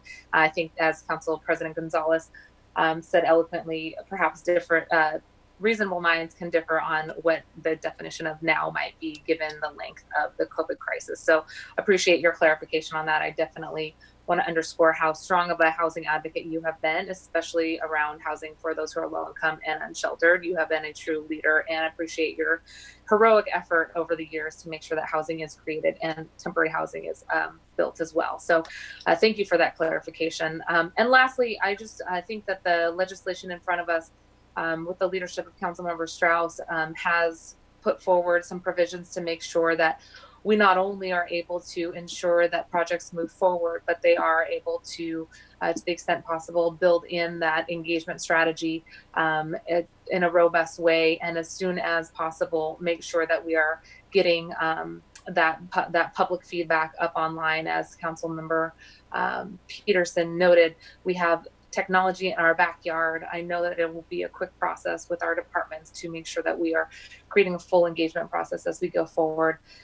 Last thank you would be to the Building and Construction Trades Council. In our last 2 Teresa Tuesday updates, we've sent around both the Washington State Building Trades and the King County and Seattle Building Trades COVID-19 safety guidelines for construction on the workplace. While we have deemed a number of workers essential workers, it is essential that we keep their health protected. And we want to make sure that any building that goes forward in this era not only maintain these guidelines in effect as permitting is approved, but that we are quick to shut down any construction site that does not meet those guidelines. And it is imperative that we continue to push out the message and the contact numbers for anybody who feels that their work site is not in compliance with public health requirements. And with that, I just want to say how much I appreciate all of your feedback on that. And Councilmember Herbold, I just want to make sure I clarified my point as well. Thank you. All right. Next up is, I think, Councilmember Lewis. Thank you so much, Madam President. So, I will be voting for this legislation today. I think it's important to note a couple things about it in advance of voting for it, and I just wanted to flag those things now for my colleagues and for the public. And the first really critical component of this is once the virtual meeting system is stood up which SDCI has insisted that they're working on to be able to do the design review process remotely. Under the terms of the substitute bill, that's going to revert everything back to a fairly familiar design review system, albeit one that's going to be done remotely and through remote meetings. And I'm just imploring SDCI here in my final remarks to please work to stand up that process with urgency, even though under this bill there's 6 months to do it, even though under this bill where there's going to be certain urgently needed exemptions to make sure that a pipeline jam up of projects that would do irreparable damage to our economy and our recovery, to make sure that that buildup does not occur. It's essential that we have this streamlining of the process temporarily.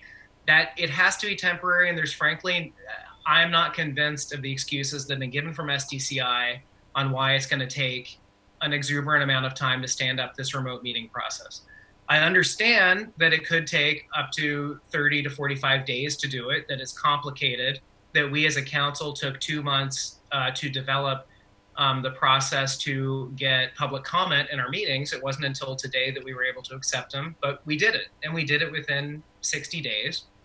There's no reason why, as a council member who's had a town hall where there was interactivity with members of the public, as a council that's been meeting on the Zoom platform for several weeks, that it's going to need to take an exuberant amount of time to set up the design review process. I'm frankly not convinced that, for example, the training needs of the department that were flagged are insurmountable or not surmountable in the short term. So I just want to say, for the members of the public, the underlying protections of the design review process are going to snap back once we have the ability to conduct these design review meetings remotely. I know that Councilmember Strauss and all of us on the council are going to be pushing to make sure the department does promulgate those meetings. And frankly, I feel like, based on the predictions that have been made, not only by some of the people that commented publicly today, but people from the departments, on the irreparable harm that could happen to our economy, that this is essential legislation that needs to be passed. I wish the attempts to amend it had gone better, but I feel like where we are now, it has to go forward, and the department should take the cue that sooner rather than later is better to set up the virtual process. Thank you, Councilmember Lewis, for those remarks. Are there any other comments from my colleagues? Councilmember Morales. I think you're on mute still. Thank you. Got it. Thank you, everyone. I know that this has been a lot of work for everybody, including central staff, who once again spent the weekend trying to answer all of our questions and help us get to a place where we could move forward. I want to make sure that as the representative from District 2, it's really clear to my colleagues that I believe we should not be pushing projects through without a community process, especially in the CID in the South End, where the possibility for disaster gentrification is especially high. I did my substitute bill and asked central staff to draft an amendment that would remove the ISRD, the International District, Special Review District, and preserve the status quo during the crisis. It would allow the community to retain the ability to expedite certain projects that they prioritize for administrative review. And I did ask Councilmember Strauss to incorporate that into his language. I do want my colleagues to be aware of what this bill will and won't do for affordable housing and major projects in historic districts. The memos that we've seen, in none of the memos that we've seen related to this bill is there a real explanation about the fact that certificate of approval in project and design processes are what the bill addresses. We need to be clear that the decisions related to certificates of approval outside the limited authority given to DON won't be proceeding. This includes some certificates of approval for affordable housing and for major projects. And 2/3 of the bill addresses a perceived administrative backlog.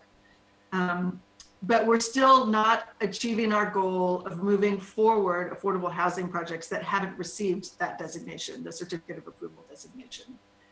I also want to say, we all just received an email from the Department of Neighborhoods that highlights why this is so concerning to me and why I really see this bill as a vehicle for promoting downtown development. There are 8 new construction projects in the CID. One of those projects is for affordable housing. The rest are for market rate housing, condos, and hotel projects. Council colleagues, I want you to understand that neighbors in the CID are worried about a very real existential threat to the historic nature of the community and for what it means for the preservation of their culture and their community. Neighbors there don't want a Disneyfied version of the CID where hotels and chains move in and look Asian-y. They want to preserve the ability of the low-income Asian families who have only ever known life in the CID to stay in their neighborhood. I realize that some consider my previous proposal as a drastic amendment, and I disagree. What is drastic is a proposal to exclude community from processes that affect their neighborhoods. The departments argued that shifting decision-making to them is necessary to handle a backlog of projects and that these are only minor, benign decisions. But that is in the eye of the beholder. The addition or removal of park benches, for example, might seem benign to some. It might seem like an insignificant decision. But these projects that allow elders to age in place and to do that well requires input from community elders. They're the ones who should be making decisions about whether a park bench is in the right place or not. The people of District 2, especially in the CID, believe that these boards and committees were intended to give community input to the decision of how their neighborhoods function. And this proposal excludes them from giving that input. And to presume that everyone has easy access to technology or to the language skills needed to follow these processes in English is to demonstrate a poor understanding of our racial equity goals. So I am glad that the amendment is included in this language. I still believe firmly that this should have been 2 separate bills and that it conflates the issue of participation with the issue of affordable housing. While I'm very supportive of affordable housing and know that that is not going to be problematic in this process, I do believe that we need to be very clear that protecting the ability of our community members to participate in these processes is important. Thank you, Councilmember Morales, for those remarks. Is there anyone else who hasn't yet spoken who wanted to provide comment? And I'm going to give Councilmember Strauss the last word on the bills, on the substitute version of the bill. But I did want to check in with Councilmember Juarez, who's on the phone and whose face I can't actually see, so I don't know if she's raising her hand or not. But Councilmember Juarez, do you have any comments on the bill? No, I don't, and thank you. And thank you for checking in on me, because you know how I feel about Zoom. Yeah, I do. And my only regret about you coming in is I can't actually see your facial expressions while we're meeting. Thank you, Council President. I'm good. Okay, good. Thank you so much. Just wanted to make sure I didn't skip you. So it looks like we don't have any other folks who are wanting to speak on the underlying bill. And Councilmember Strauss, before I hand it over to you for the last word, I just wanted to also express my gratitude to you and to our council central staff for doing a lot of tremendous work on these bills over the last several weeks. I think for some council members who just started to engage in the last couple of weeks, it's important to recognize that council central staff has been working on these bills for a little bit longer than that, trying to work through many of the issues. I do appreciate the difficulty of having to tackle a complex land use issue remotely when we're not all co-located. It makes it a little bit more difficult, and when we are left with the only viable venue to have a robust discussion on this being council briefing, it makes it a little difficult. But I appreciate your all's patience and you're willing to engage in the ongoing conversation here. I do intend to support the underlying bill as amended and represented in the substitute bill. I want to thank all the amendment sponsors, including Councilmember Herbold, who, again, I have a deep amount of respect and affection for you, Councilmember Herbold, not only as my colleague, but as my district representative.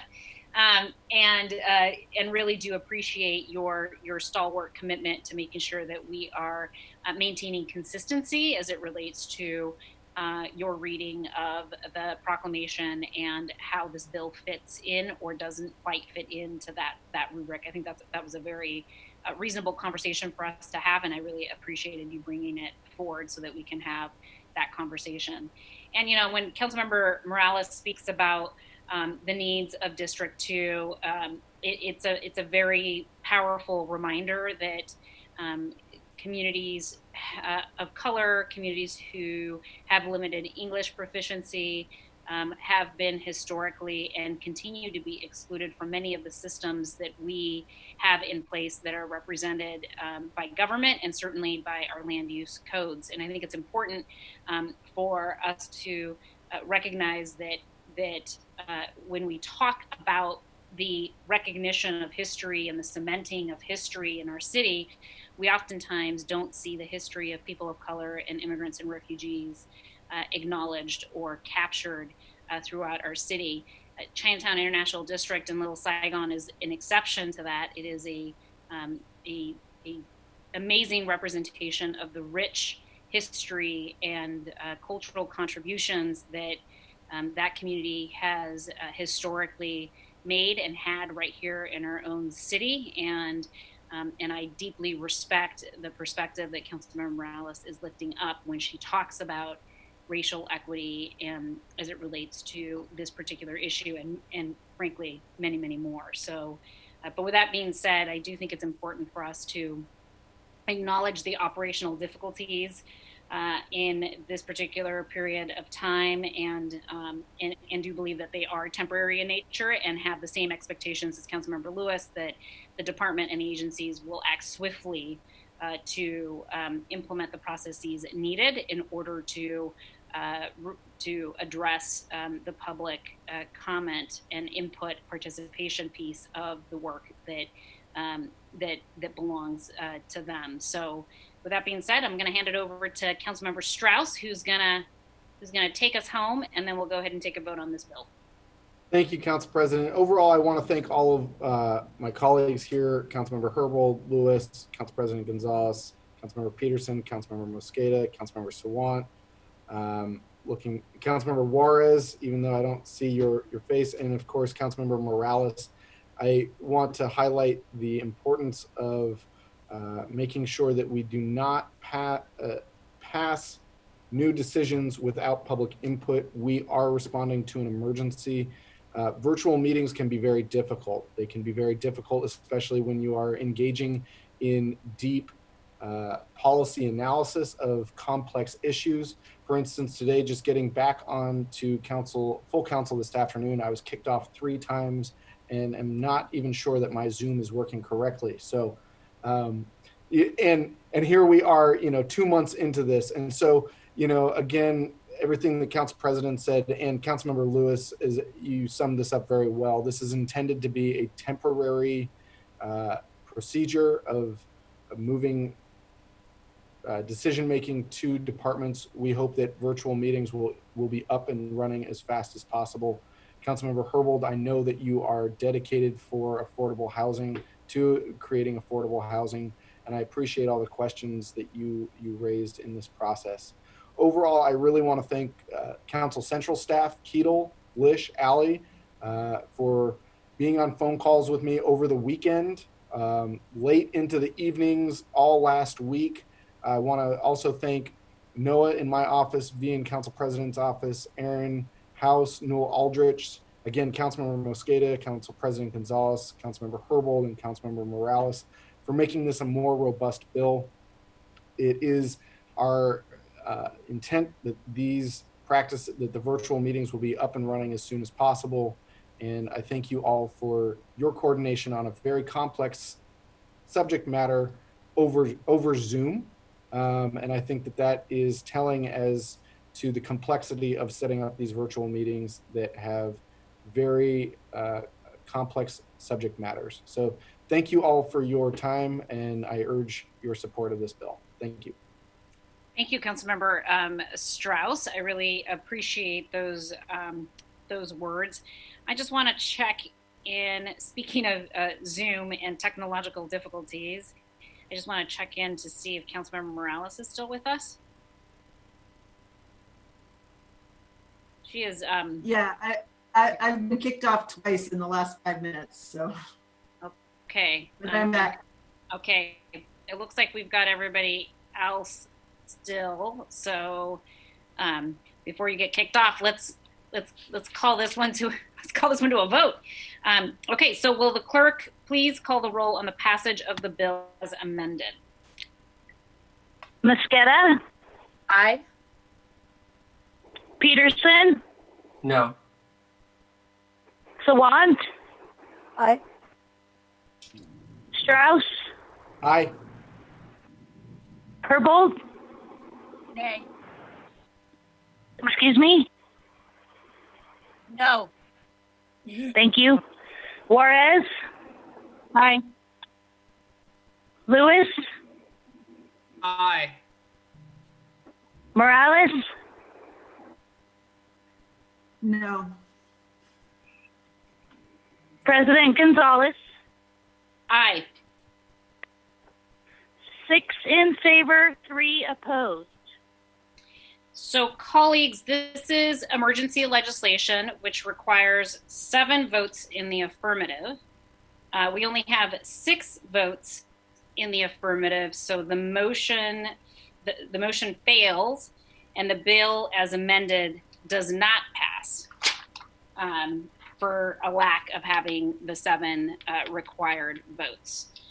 So we have a couple of options. We can let sleeping dogs lie, or we can resurrect a motion for reconsideration that would allow us to find an alternative way to move forward. I will say that on a motion for reconsideration, only the prevailing party is allowed to make a motion for reconsideration. And in this case, the prevailing party are one of the no votes. Councilmember Herbold, you're recognized. Thank you so much. I move for reconsideration of the bill before us, including Amendment 1, and I'm open to a friendly amendment to that to include other sections of the bill. Second. Okay, it's been moved and seconded to reconsider Council Bill 119. Excuse me. I've just lost the bill number. 769. So, colleagues, we're going to just take a vote on the motion to reconsider. So we're not considering any amendments at this point. We have heard a intent statement from Councilmember Herbold, who is part of the prevailing party, that she intends to bring this back for reconsideration with a reintroduction of her amendment, as well as the invitation for other potential amendments to the substitute bill. So, but right now we are voting just on the motion to reconsider Council Bill 119769 as it appears on the agenda. So are there any... Councilmember Gonzalez, I'm sorry, excuse me, this is Amelia Sanchez. Yes, clerk. Because of the fact that the council did not pass the bill at this meeting, the motion to reconsider is correct at this point. But actually following through on the motion for reconsideration needs to happen at another meeting per the city charter.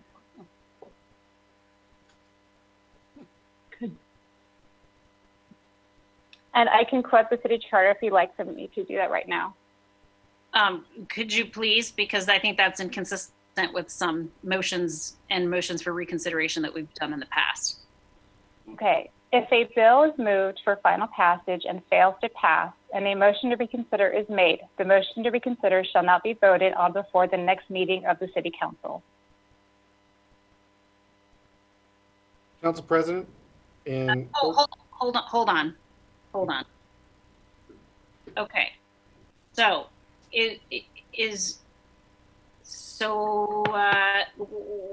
Amelia, last week or 2 weeks ago, we had a motion for reconsideration on the Introduction and Referral Calendar and voted on that motion for reconsideration at the same meeting. Why is that? Correct. And those are motions relating to adoption of the Introduction and Referral Calendar, not bills that the charter requires that bills, if failed, cannot be reconsidered at the same meeting, but at another meeting. So because I want to make sure, because I want colleagues in the public to make sure that we have some consistency and understanding of how this rule applies. So what I'm hearing from you, Amelia, is that as it relates to a motion for reconsideration, because this is a substantive bill, the charter requires us to wait until next Monday to hear the motion for reconsideration. Now, we were able to take the reconsideration vote on the Introduction and Referral Calendar because that wasn't substantive legislation. Is that accurate? That is accurate. You can reconsider any vote except for passage of a bill that did not pass. So at this juncture, can we vote on a motion to reconsider but have it slated for next Monday? Is that the clerk's recommendation? The clerk's recommendation is to do this at the next meeting of the City Council. So no motion for reconsideration at all right now? Correct. It'll stay pending until the next meeting of the City Council. Okay. So, colleagues, unfortunately, we've heard from our clerk that this is not appropriate for us to consider under the charter rules, which is news to me, but it is what it is. And so we will have to convene with our law department and the clerk and discuss what to do next as it relates to Council Bill 119769. Councilmember Strauss. Thank you, Council President. I also have Councilmember Morales on the line because she has been kicked off. So I've got her on the phone up against my computer. Question for you and the clerks. Is there an ability for council members to change their votes on the previous action? That is what a motion for reconsideration is designed to do. And I'm hearing from our clerk that a motion for reconsideration on a substantive bill is out of order. And there's no opportunity for suspension of that rule. Is that a correct understanding? Madam Clerk?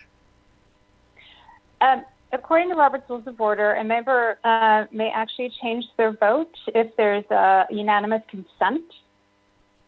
But unfortunately, because the actual the city charter preempts the Robert's Rules of Order, and the motion has been made to reconsider, it cannot be made today. So unfortunately, the only opportunity that we have at this moment would be to reconsider it.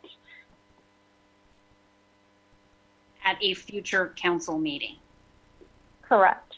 Not today. Thank you, Council President, for expressing my deep disappointment in this motion. Thank you. Okay, colleagues, unfortunately that bill fails, as I mentioned, so my office will consult with the law department and the clerk's office on identifying next available steps. My understanding was that this was time-sensitive legislation and needed to occur today, so the fact that it is not occurring today and has not been successful today may have some intensely negative consequences for some of the issues that we were discussing here. I will go ahead and move along in our meeting now so that we can continue on the other items of business on the agenda. Will the clerk please read agenda items 2 and 3 into the record? Agenda items 2 and 3, clerk file 314428, full unit lot subdivision of Noren Development LLC to subdivide one parcel into 21 unit lots at 8559 Mary Avenue Northwest. Agenda item 3, Council Bill 119776, approving and confirming the plat of Verona-Roy in portions of the southwest quarter of Section 36, Township 26 North, Range 3 East, WM in King County, Washington. Thank you. I will move clerk file 314428 be placed on file. Is there a second? Second. Okay, thank you so much. It's been moved and seconded to place the clerk file on file. Councilmember Strauss, both items 2 and 3 have been read into the record. We are going to take separate votes on each item, but I think it makes sense since they're related for you to address items 2 and 3 together. Great. Thank you, Council President. And I also have Councilmember Morales on the phone because she's not able to call into this virtual meeting. Not that this has anything to do with the previous piece of legislation that we just voted on with technological issues for meetings. Councilmember Strauss, thank you so much for reminding us that Councilmember Morales is continuing to have technological issues here. If I can have the legislative IT department try to contact Councilmember Morales while you continue to have her on the line, that would be greatly appreciated. Thank you. Yes, my question is how is best to move forward. So I will speak again to items 2 and 3, clerk file 314428 and Council Bill 119776. This is the final plat approval for the Verona-Roy plat at 8559 Mary Avenue Northeast in the Crown Hill Urban Village. This plat would divide one parcel into 21 units for the sale of individual townhomes.